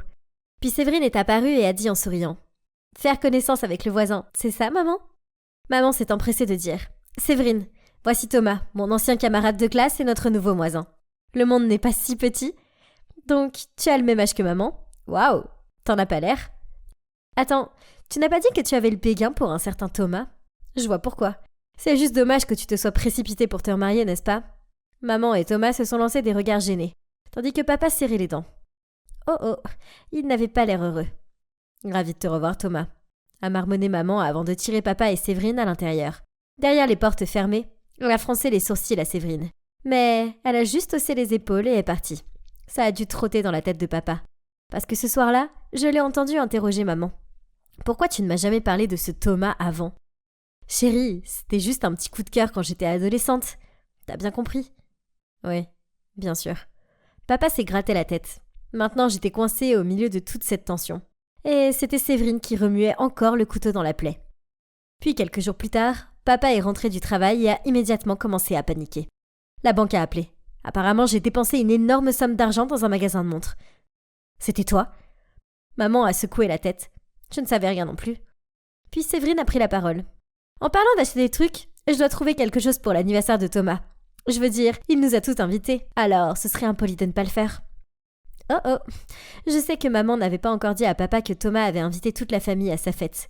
Papa a jeté un regard sceptique à maman et a grogné. Oh, je vois. Tu as utilisé mon argent pour acheter à ton amour de lycée une montre hors de prix? Écoute toi-même. Tu es ridicule. Je vais pas rester là et t'écouter m'accuser comme ça. Puis maman est partie en trombe. Je voulais vraiment leur dire que ce matin j'avais vu Séverine s'attarder dans leur chambre, l'air suspicieuse, mais comment pouvais-je aborder ce sujet quand l'atmosphère était si intense? J'ai décidé que je devais affronter la source du problème. Séverine. Quand il n'y avait que nous deux, je lui ai dit. Je sais que c'était toi.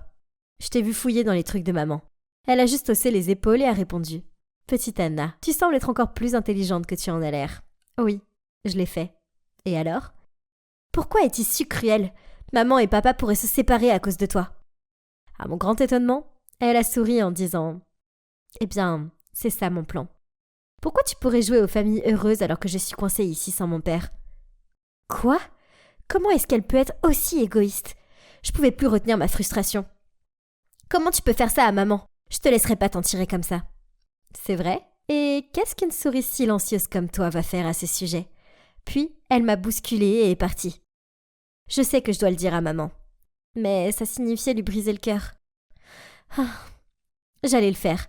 Je devais juste trouver une manière douce de lui dire que sa fille adorée a pris son pied en rue dans sa vie. Mais alors, avant que j'aie eu la chance de trouver une solution, quelque chose de terrible est arrivé. Le lendemain, en rentrant de l'école, j'ai trouvé papa et maman dans la cuisine. Papa avait les bras croisés et un air sévère sur le visage, et maman était en larmes, en regardant tristement des papiers sur la table devant elle. Des formulaires de divorce. Qu'est-ce qui s'est passé? Anna, tu dois me croire. Je n'ai pas trompé ton père. Puis papa l'a interrompu.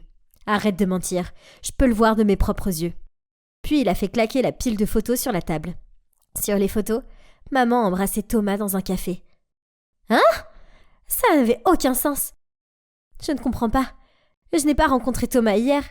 J'ai rencontré mon amie Sandra. Mais papa est devenu encore plus furieux. Puis il a tiré sa valise vers la porte. Arrête de mentir. Je vois très bien ce qui s'est passé. Et je ne peux plus te faire confiance. Puis il est parti. Maman a pleuré plus fort après ça. Je ne savais pas quoi dire ou comment réagir. Je voulais croire maman, mais ses photos me disaient le contraire. Soudain, la porte s'est ouverte et Séverine est entrée. A regardé maman qui pleurait à chaudes larmes, a fait un sourire en coin et est montée à l'étage. C'est vrai. Séverine, elle doit avoir quelque chose à voir avec ça. Donc j'ai gardé un œil sur elle. En passant devant sa chambre, je l'ai entendue au téléphone. Et sans hésiter, je suis allée chercher maman et je l'ai traînée à l'étage. Bon, je te dois cette fois, mec. Ouais, ces photos ont fait le travail. Ouais, merci. Tes compétences en Photoshop sont excellentes. Elles ont l'air si réelles. Ma mère s'est figée.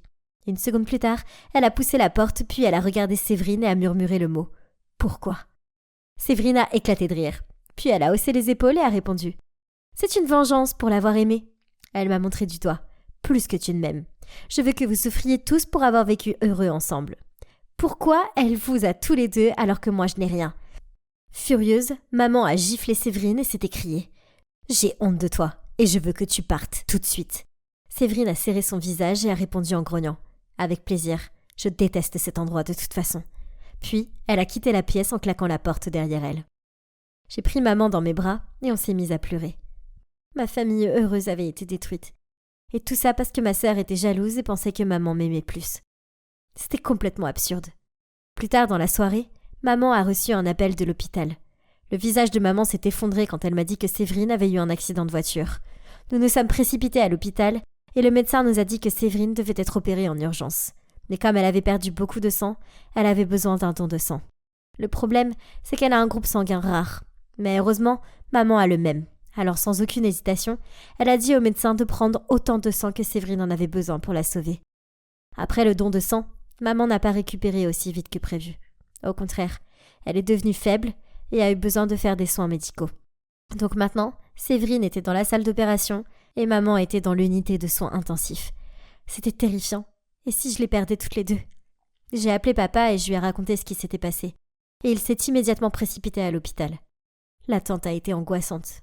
Mais quand le médecin est arrivé et m'a dit qu'elles allaient s'en sortir et que je pouvais aller voir Séverine, j'ai pleuré de bonheur. En la voyant étendue là, couverte de bleu et effrayée, j'ai vu en elle un côté vulnérable que je n'avais jamais vu auparavant. Alors j'ai pris sa main et lui ai dit ce que maman avait fait pour elle. Elle a eu l'air embarrassée et s'est détournée de moi, en marmonnant qu'elle était désolée pour tout. Après cela, je leur ai rendu visite tous les jours. Papa est aussi venu à l'hôpital pour voir si elles allaient bien. Mais il a attendu en dehors de la chambre de maman, car il savait qu'elle était toujours en colère contre lui. Finalement, maman est rentrée à la maison, puis une semaine plus tard, Séverine est également sortie de l'hôpital. Nous sommes allés la chercher, et même si maman et elle ne parlaient plus, je pouvais sentir la chaleur entre elles. Ce soir-là, alors que nous avions un dîner agréable, Séverine a toussé pour s'éclaircir la voix, puis a dit « J'ai quelque chose à vous dire. Je sais que j'ai été une vraie garce, et je suis désolée. Maman, je pensais que tu ne m'aimais pas parce que j'étais un rappel de ta vie précédente et que je ruinais ta nouvelle famille heureuse. Mais maintenant je réalise à quel point le lien mère-fille est sacré. Tu ne m'as jamais laissé tomber. C'est moi qui l'ai fait. Anna, je suis désolée de ne pas avoir été la grande sœur que j'aurais dû être pour toi. J'étais jalouse de toi. J'avais tort d'être comme ça. J'espère que vous pourrez me pardonner. Papa s'est aussi excusé auprès de maman pour l'avoir mal comprise. Nous étions tous en train de pleurer, puis nous nous sommes tous serrés. Nous n'avions pas besoin de dire quoi que ce soit. Nos actions étaient suffisantes. On était une famille et on s'aimait. Les familles ne sont pas toujours simples, mais une famille reste une famille, dans les bons comme dans les mauvais moments.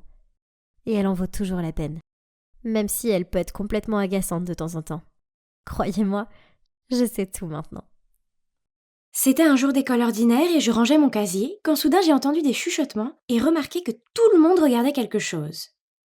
Ok, il s'est avéré que ce n'était pas quelque chose, mais quelqu'un. Comme cette jolie fille qui se pavanait dans le couloir comme si c'était un podium ou quelque chose comme ça. Oh! Pourquoi tout le monde était bouche bée devant elle? Se précipitait pour la saluer et agitait des blocs-notes devant elle pour qu'elle les signe. J'ai serré mes livres dans mes bras et marmonné « Bon sang, elle n'a rien de spécial !» Alors, je m'appelle Lily et je suis juste une fille ordinaire. Ma famille, oui, elle est ordinaire. Mon apparence? Ordinaire. Et mon statut social? Eh bien, c'est ordinaire aussi. Je traverse la vie et c'est tout, rien de passionnant n'arrive jamais à une fille ordinaire comme moi. Oh, comme j'ai rêvé d'être comme les filles à l'apparence parfaite sur Instagram. Elles sont si parfaites avec leur peau claire, leurs vêtements élégants et leurs cheveux brillants. Mais ces filles étaient différentes, elles venaient de mondes différents. Eh bien, au moins, j'avais toujours mes livres, ma meilleure amie Sarah et mon petit ami mignon Hugo. Mais tout a changé quand Stacy a débarqué à l'école avec son look parfait et sa routine « Je suis si douce et amicale ». Ouais, c'est ça. Et alors, qu'importe si elle avait un joli visage et un petit rôle dans une émission de télévision. Sous son faux éclat, elle n'était clairement pas tout ça. Je suis entrée dans la classe d'anglais et je l'ai vue assise au bureau à côté du mien. Oh, génial! Je n'ai même pas pu aller m'asseoir parce que tout le monde l'entourait, lui posant des questions stupides telles que « Quel shampoing utilises-tu » et « As-tu des pauses pour grignoter quand tu filmes ton émission ?» Bon sang, donnez-moi une pause plutôt à moi! Quand j'ai enfin réussi à m'asseoir, elle m'a souri et d'une voix sirupeuse, elle m'a dit « Bonjour, j'espère que je peux m'asseoir ici. Je m'appelle Stacy. » Oui, bien sûr. J'ai forcé un sourire en retour, mais à l'intérieur, ma colère bouillonnait. Pour qui cette fille se prenait-elle? Et si elle était belle, je parie qu'elle ne s'intéressait qu'à son apparence et ne se souciait pas d'étudier. Oui, tout le monde se rendrait vite compte de l'échec qu'elle représentait. Et puis un jour, pendant la récréation, Stacy, la Barbie vivante, a suggéré que nous commencions un album de promotion. Et maintenant, tout le monde la traite comme si elle avait réussi à atteindre la paix mondiale ou quelque chose du genre. Or, vous savez le pire dans tout ça? Je disais qu'on devrait avoir un album de promotion depuis des années, mais personne ne m'avait écouté. Et devinez qui a reçu tellement de cartes de bienvenue et de mots d'amour au point de tomber de son casier et obstruer le couloir? Ouais, Stacy. Mon Dieu, ça fait déjà des semaines. Quand est-ce que cela va s'arrêter? Je détestais sa façon de remercier tout le monde et de rougir et j'avais besoin d'être entourée d'une personne saine d'esprit qui ne pensait pas que le soleil brillait à travers elle. Elle était partout, ça me rendait malade. Mais Dieu merci pour l'heure du déjeuner. C'est devenu le seul moment paisible de la journée pour moi, quand je pouvais passer du temps avec Sarah et ne pas avoir à me soucier de Stacy. Mais qu'est-ce que c'était? Que faisait cette Barbie dans notre table et parlant à ma meilleure amie? Je me suis dirigée vers elle et j'ai posé mon plateau à côté de Sarah. Oh, salut Lily. Stacy vient de dire un truc super drôle. Super, j'ai marmonné dans mon souffle. Le déjeuner a été un calvaire. Sarah m'a ignorée et a continué à poser des questions stupides à Stacy comme « Est-ce que ton co-star Kyle est aussi beau dans la vraie vie ?» et « Comment tu portes une jupe imprimée avec un t-shirt coloré ?» Paillement. Plus tard dans la journée, à cause d'un déversement de peinture en art, j'ai eu 5 minutes de retard. Sarah avait accepté de me ramener chez moi, mais quand je suis allée sur le parking, sa voiture n'était pas là. J'ai alors vérifié mon téléphone et j'ai vu qu'elle m'avait envoyé un message. « Où es-tu? Je ne peux plus attendre. Je vais partir avec Stacy. À demain, X. » Quoi? Est-ce qu'elle me laisse tomber pour conduire cette fausse? Nous sommes amis depuis l'enfance. Comment a-t-elle pu se laisser berner par la comédie de Stacy et gâcher notre amitié comme ça? En colère, je lui ai répondu par un message. « Tu m'as abandonnée pour la petite Miss populaire? Comment as-tu pu? » J'ai compris. Le nouveau entre, l'ancien sort. Eh bien, merci beaucoup. Mon téléphone a sonné avec sa réponse. « Lily, tu sais bien que ce n'est pas comme ça. Tu habites en haut de la rue de l'école alors que Stacy habite beaucoup plus loin et qu'elle devait rentrer à temps pour être prête pour son planning de tournage. » Plus furieuse que jamais, j'ai rapidement tapé ma réponse. « Peu importe. C'est dommage, tu seras toujours une moins que rien à ses yeux. Elle t'utilise juste pour avoir un trajet gratuit. » Puis j'ai jeté mon téléphone sur mon lit. J'en avais assez. Sarah avait fait son choix et c'était d'être amie avec cette fausse plutôt qu'avec moi. Sarah est peut-être tombée dans le piège de Stacy, mais au moins j'avais toujours Hugo, n'est-ce pas? Un après-midi, je lui parlais dans la cour de l'école, quand Stacy est passée en titubant. Même sa démarche trop difficile était agaçante. Elle a souri à mon Hugo, puis elle a délibérément trébuché et laissé tomber les livres qu'elle tenait.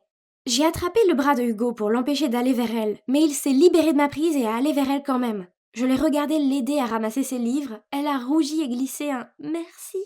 C'était la pire! Quand il est revenu vers moi avec un grand sourire, je n'en pouvais plus, alors je lui ai dit « Comment oses-tu me laisser pour l'aider ?» Il m'a jeté un regard confus. « Lily, je ne faisais que l'aider. » Ouais, c'est ça, tu savais qu'elle les avait fait tomber exprès pour attirer ton attention, mais tu es quand même allé vers elle parce que tu la trouves plus jolie que moi. Il a soupiré. « Tu es ridicule. Tu sais quoi? Je ne peux plus supporter ta jalousie égoïste. Arrêtons-nous là.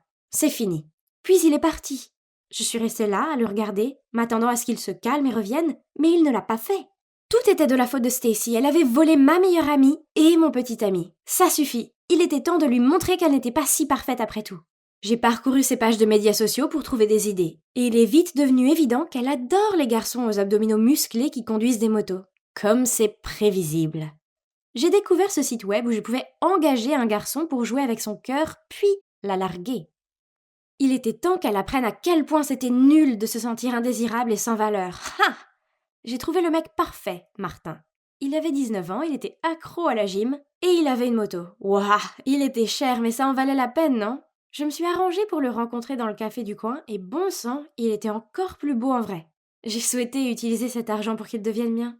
Donc, le marché est le suivant. Il va flirter avec Stacy, faire en sorte qu'elle l'aime éperdument, puis rompre avec elle. Le lundi suivant, en sortant de l'école, j'ai vu Martin garé devant l'entrée de l'école, tenant son casque et ayant l'air de jouer dans un film. Bien sûr, toutes les filles le regardaient. Mais il s'est dirigé vers Stacy. Puis une semaine plus tard, je l'ai vu aller chercher Stacy à l'école. Ouah! Je le savais! Je savais que j'avais choisi la bonne personne. Martin était un tel tombeur de femmes. Ils avaient l'air super proches, et je devais me rappeler qu'il n'était qu'un acteur et qu'il faisait son travail. Elle allait avoir le cœur brisé. Mais quelques semaines plus tard, il était toujours en train de la draguer. Pourquoi n'avait-il pas encore rompu avec elle? Alors je l'ai appelé et lui ai demandé ce qui lui prenait tant de temps. Il m'a répondu qu'il allait le faire bientôt, qu'il voulait juste qu'elle tombe encore plus amoureuse de lui avant de le faire. Ah, c'est brutal. Seulement les semaines passaient et ils n'avaient toujours pas mis fin à leur relation. Puis en passant devant le cinéma, je les ai vus s'embrasser. Quoi? Ce n'était pas le plan! Furieuse, je lui ai donné rendez-vous le lendemain au café. Il s'est approché et n'a même pas pu croiser mon regard en disant « Je suis désolée, je ne peux plus faire ça, je te rembourserai dès que possible. » Pourquoi? Tu es tombé amoureux d'elle ou quoi? J'ai dit en plaisantant. Il y a eu un long silence, puis il a regardé la table et a marmonné. Oui, c'est vrai. Pourquoi étais-je la seule sur cette planète à voir à quel point elle était fausse? Grâce à ses manières de sirène, j'ai perdu ma meilleure amie, mon petit ami, et maintenant mes économies. C'était assez. J'avais besoin de l'affronter. Le lendemain, après l'école, j'ai essayé de la trouver mais elle était introuvable. Puis, en passant par le jardin de l'école, je l'ai vue assise là. Je l'ai eue. Il est temps de lui dire exactement ce que je pense d'elle. Je me suis précipitée vers elle et j'ai ouvert la bouche pour parler. Mais pourquoi pleurait-elle? Quand elle m'a vue, elle a esquissé un sourire et a dit « Oh, salut Lily, y a-t-il une chance que tu puisses m'aider ?» Je l'ai regardée, incrédule. Pensait-elle que j'étais sous son charme et que j'allais faire ce qu'elle voulait? Mais alors, j'ai vu pourquoi elle pleurait. Elle tenait dans ses mains sa dissertation d'anglais avec un grand F dessus. Alors j'ai répondu « Pourquoi moi? Tu es si intelligente. Tu réponds correctement à toutes les questions en classe. Je ne veux pas être jugée sur mes mauvaises notes. C'est pour ça que j'ai quitté ma dernière école. Les autres enfants m'appelaient la beauté sans cervelle. J'étais venue ici pour un nouveau départ, mais maintenant je suis toujours en échec. » À ce moment-là, j'ai réalisé que j'étais douée pour certaines choses. Mes notes étaient bonnes et j'étais plutôt douée pour me souvenir des faits. J'étais tellement aveuglée par la jalousie que j'ai perdu de vue ces choses et je n'ai vu que ce que je n'avais pas. Rien de tout cela n'était la faute de Stacy. Elle ne m'avait jamais fait de mal, j'avais tout inventé dans ma tête parce que j'étais jalouse d'elle. Donc, je me suis assise à côté d'elle et j'ai dit « Personne ne va t'appeler comme ça parce que je vais t'aider à étudier. Tu le feras ?» Elle m'a fait un sourire plein d'espoir et j'ai hoché la tête. « Merci beaucoup. » Elle a jeté ses bras autour de moi. C'est ainsi que Stacy est passée du statut d'ennemie à celui d'amie. C'est en fait une jeune fille très douce et au grand cœur, pas étonnant que tout le monde l'admire autant. Et j'ai eu tort de la juger sur son apparence et de ne pas lui donner une chance équitable. Elle est toujours avec Martin et elle ne sait pas que je l'ai engagée pour lui briser le cœur. Mais bon, elle a maintenant un petit ami séduisant qui l'adore, donc ça peut être considéré comme une compensation, n'est-ce pas? Hugo et moi, c'est toujours fini. Mais en y réfléchissant, c'est peut-être mieux comme ça. Je sais que j'ai réagi de manière excessive, mais il m'a abandonnée si facilement et... Eh bien, je veux trouver un gars qui ne fera pas ça. Quant à Sarah, je suis allée chez elle avec un sac rempli de ses bonbons préférés, et je me suis excusée d'avoir été un crétin jaloux. Heureusement pour moi, elle m'a pardonné. Maintenant, Sarah, Stacy et moi sommes devenues de bonnes amies. Sarah et moi aidons Stacy dans ses études et elle nous donne des conseils de mode. Et vous savez quoi? J'ai réalisé que je suis jolie après tout. J'avais juste besoin de découvrir mon étincelle. Finalement, j'ai appris que personne n'est parfait. La perfection n'est qu'une illusion. L'important, c'est d'être heureux de ce que l'on possède et de ne jamais cesser de s'améliorer. Alors soyez simplement vous et laissez les autres se concentrer sur le fait d'être eux. J'étais à l'extérieur de l'université en train de discuter avec mes amis, quand soudain une voiture de police s'est arrêtée et par la fenêtre de la voiture, un bel officier de police m'a fait signe et m'a dit de me dépêcher. Je lui ai fait signe avec enthousiasme et j'ai dit au revoir à mes amis et je me suis précipitée vers lui sous leurs yeux admiratifs. Je suis Emma et le beau policier, c'est Sébastien, mon incroyable et courageux petit ami. Nous nous sommes rencontrés pour la première fois à la bibliothèque de la ville. J'y étais pour mes études et il cherchait des livres policiers. On a commencé à sortir ensemble et maintenant, 1 an plus tard, on est follement amoureux. Il y a tellement de choses que j'aime dans le fait de sortir avec un flic, comme le fait de le voir dans son uniforme. Ça me rend toujours fière. Et je vais pas mentir, il a des abdos d'acier grâce à toutes ses séances d'entraînement. Et ça, j'adore. De plus, il y a des habitudes étranges et adorables. Par exemple, lorsque nous allons au restaurant ou au théâtre, il commence toujours par scanner les lieux pour vérifier s'ils sont sûrs. Mais même si c'est agréable d'être avec lui, il y a quelques points négatifs, comme ses horaires de travail imprévisibles, le jour, la nuit, les week-ends, tout ce que vous voulez, il le fait. Et quand on arrive enfin à planifier quelque chose, il reçoit parfois un appel d'urgence et doit me laisser tomber. C'était nul, surtout quand il s'agissait du mariage de ma sœur. Mais sans aucun doute, la chose la plus ennuyeuse de toutes est sa popularité auprès des autres filles. Elles sont comme des papillons de nuit autour de lui. Surtout sa collègue, Chloé. Une fois, Sébastien a emmené son collègue Brad alors que j'étais en train d'étudier. J'ai entendu la remarque de Brad. « Sébastien, je n'ai jamais pensé que tu finirais avec un rat de bibliothèque. Je pensais que tu finirais avec Chloé. Tout le monde peut voir que vous avez une forte connexion tous les deux. » Sébastien a essayé de rire et de dire que c'était absurde, mais la jalousie est montée en moi.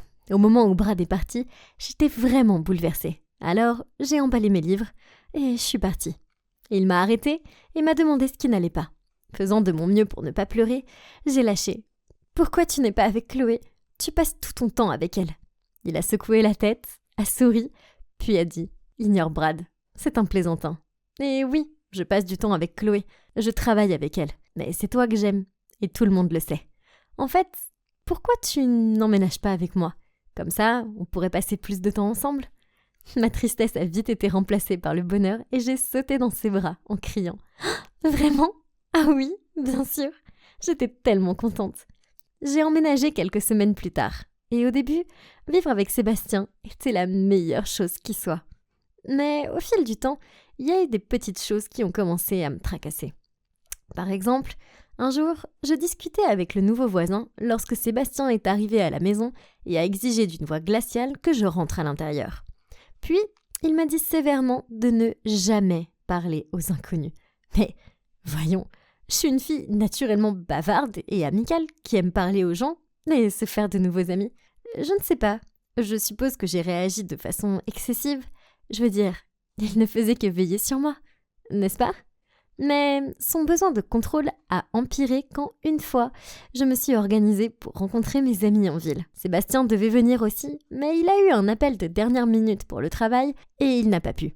Quand je lui ai dit que j'allais prendre un taxi, il a paniqué et m'a dit que je ne pouvais pas y aller. Après que je me sois énervée, il a accepté à contre-cœur de me laisser y aller. Il a appelé une compagnie de taxi réputée pour venir me chercher, puis m'a dit que je devais être de retour pour 22h.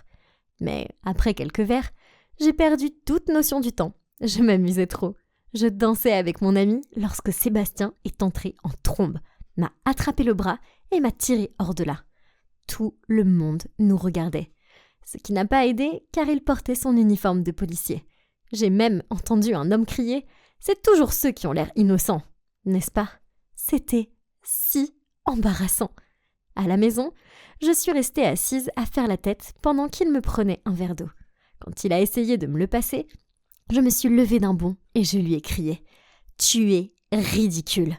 Et grâce à toi, tout le monde dans le bar pense que je suis une sorte de criminelle. Je n'ai pas besoin d'avoir un couvre-feu. » « Ce n'est pas comme ça, » a-t-il soupiré. Mais j'étais tellement énervée que je l'ai bousculé et j'ai claqué la porte de la chambre derrière moi. Je me suis endormie en pleurant. Je détestais me disputer avec lui. Je lui ai réservé un traitement silencieux pendant toute la journée du lendemain. Mais le soir, il est arrivé à la maison avec un paquet cadeau et s'est excusé de m'avoir rendue triste. C'était si gentil. Je l'ai serré dans mes bras et lui ai dit « Moi aussi, je suis désolée. » Puis, j'ai ouvert le paquet. C'était une très belle montre. J'ai remarqué qu'elle avait un bouton supplémentaire, mais je n'y ai pas prêté attention. Je l'ai regardée admirablement pendant qu'il la fixait à mon poignet. Comme mon petit ami était très attentionné, j'ai décidé de lui acheter quelque chose aussi.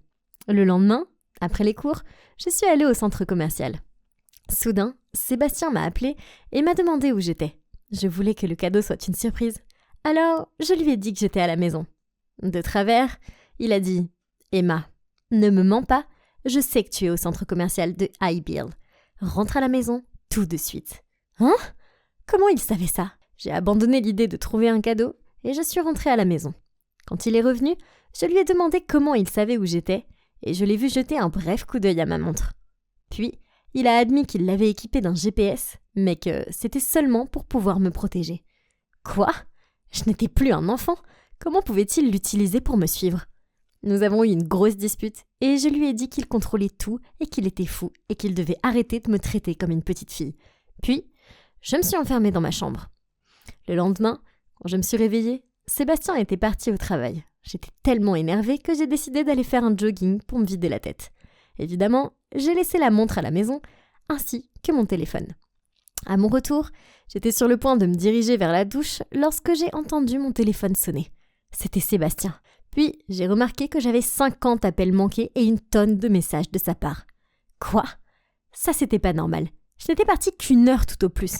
Quoi qu'il en soit, j'ai porté la montre, puis soudain, la porte s'est ouverte avec fracas et Sébastien est entré en trombe et il m'a crié dessus. « Tu vas bien ? T'étais où ? Pourquoi tu n'as pas répondu à mes appels ?» Ça craignait, parce que je l'aime, mais je savais que je ne pouvais plus vivre comme ça. Alors, je lui ai dit que j'avais besoin de liberté et je me suis dirigée vers la porte. Il avait l'air furieux. Il m'a attrapé la main, m'a tiré dans la chambre du haut et m'a enfermée à l'intérieur. J'ai tapé sur la porte, je l'ai supplié de me laisser sortir. Emma, crois-moi, c'est pour ton bien. Tu n'es pas en sécurité dehors. Puis, j'ai entendu ses pas s'éloigner et j'ai su qu'il était parti. Je me suis mise en boule et j'ai pleuré jusqu'à m'endormir. Quand je me suis réveillée, il commençait à faire sombre dehors. J'ai cherché quelque chose dans la chambre pour m'aider et j'ai trouvé une échelle de corde. C'est l'avantage de vivre avec un flic préparé. Je l'ai utilisée pour sortir par la fenêtre, mais dès que j'ai atteint le sol, 2 hommes sont apparus. Puis le monde est soudainement devenu noir. Quand j'ai ouvert les yeux, j'ai réalisé que j'étais dans une pièce sombre et humide et que j'avais été attachée. Les 2 hommes étaient assis près de la porte et parlaient entre eux. J'ai commencé à paniquer. J'avais vu assez de films pour savoir que c'était grave. L'un des hommes m'a regardée et j'ai rapidement fermé les yeux. Mais c'était trop tard. Il avait vu que j'étais réveillée. Alors, il s'est approché et a dit « Ah, bon retour parmi nous, mon cœur !» Paniquée, j'ai demandé « Qui êtes-vous ? Pourquoi moi ?» Il a ricané. « Ah oui, si seulement ton petit ami était là, on pourrait lui demander. » Puis il a décroché son téléphone et quelques secondes plus tard, j'ai entendu la voix de Sébastien sur l'autre ligne. « Bonjour, vous vous souvenez de moi ? Il semble que nous ayons quelque chose qui vous appartient. » J'ai entendu la peur dans la voix de Sébastien. « Laissez-la partir. La mort de votre femme, ce n'était pas sa faute. C'est ta faute si elle est morte. Maintenant, c'est ton tour de perdre la femme que tu aimes. Alors viens ici seul, si tu veux encore voir son visage, et ne pense même pas à appeler des renforts. » Il a raccroché le téléphone, puis m'a dévisagé avant de donner un coup de pied dans le tonneau vide à côté de moi. J'ai fait un bond en arrière, et il a ri. C'était terrifiant. Peu de temps après, ils ont traîné un homme battu dans la pièce. « Sébastien ! Oh non !» Sébastien a réussi à me regarder, à forcer un sourire et à bredouiller. « Ma fleur, ne t'inquiète pas, je suis là maintenant. » La bande a ri, puis il s'est arrêté devant Sébastien et a dit « Je pense que toi et moi, on a besoin d'une petite discussion. Appelons ça affaire d'homme. » Je sais que je devais trouver un moyen de l'aider. Mais quoi ? C'est alors que j'ai baissé les yeux sur ma montre. Elle avait déjà le GPS. Alors peut-être que le bouton supplémentaire faisait quelque chose ? J'ai lutté pour appuyer dessus, ce qui n'était pas facile avec des mains attachées. Croyez-moi, mais j'ai fini par y arriver. À ce moment-là, Sébastien était inconscient et j'ai commencé à sangloter. Je ne voulais pas le perdre, pas comme ça. L'homme a installé quelque chose à côté de lui. Oh non, c'était une bombe. Il a ricané. Il te reste 30 minutes pour dire au revoir à ton amoureux. Puis les hommes sont partis. J'ai appelé Sébastien en sanglotant pour lui dire combien je l'aimais. Je pensais sincèrement qu'on allait tous les deux mourir là, et regarder le compte à rebours vers notre perte, c'était le pire sentiment qui soit. Soudain, la porte s'est ouverte. Au début, j'ai pensé que ces hommes étaient de retour, mais Brad et son équipe se sont précipités, ont vu la bombe et nous ont rapidement sortis de là, Sébastien et moi. J'ai été poussée au sol juste avant qu'il y ait un gros boum, et la maison a explosé. Sur le chemin de l'hôpital, Chloé m'a tout expliqué. Il s'agissait d'une affaire criminelle délicate qui s'est déroulée l'année dernière. Sébastien avait enquêté sur un groupe de trafiquants de drogue, mais un accident s'était produit, et la femme du chef du gang est tombée accidentellement du bâtiment et est morte. Ils ont arrêté la plupart des dealers, mais certains se sont enfuis, dont le chef de gang. Puis, récemment, Sébastien avait reçu d'eux des images de moi en dehors de l'université et de notre maison, et il a pris ça comme une menace pour ma sécurité. Eh bien, ça a expliqué tout le contrôle et le comportement bizarre de Sébastien. Je me suis sentie si mal d'avoir mal jugé Sébastien. C'était l'homme le plus doux, le plus courageux, et je l'aimais tellement. Je suis restée à ses côtés pendant qu'il se rétablissait à l'hôpital. Et un jour, il a finalement ouvert les yeux, m'a regardé et a murmuré « Voilà ma petite fleur ». Je l'ai serré dans mes bras. Doucement, bien sûr. C'était un tel soulagement de savoir qu'il allait s'en sortir. Le gang est toujours en liberté, quelque part. Mais j'espère qu'ils vont bientôt les attraper. Je m'inquiète un peu, mais ça ne fait rien, car je sais que Sébastien est là pour me protéger. Après tout, c'est mon héros d'action dans la vie réelle, et je sais qu'avec lui à mes côtés, on peut tout surmonter.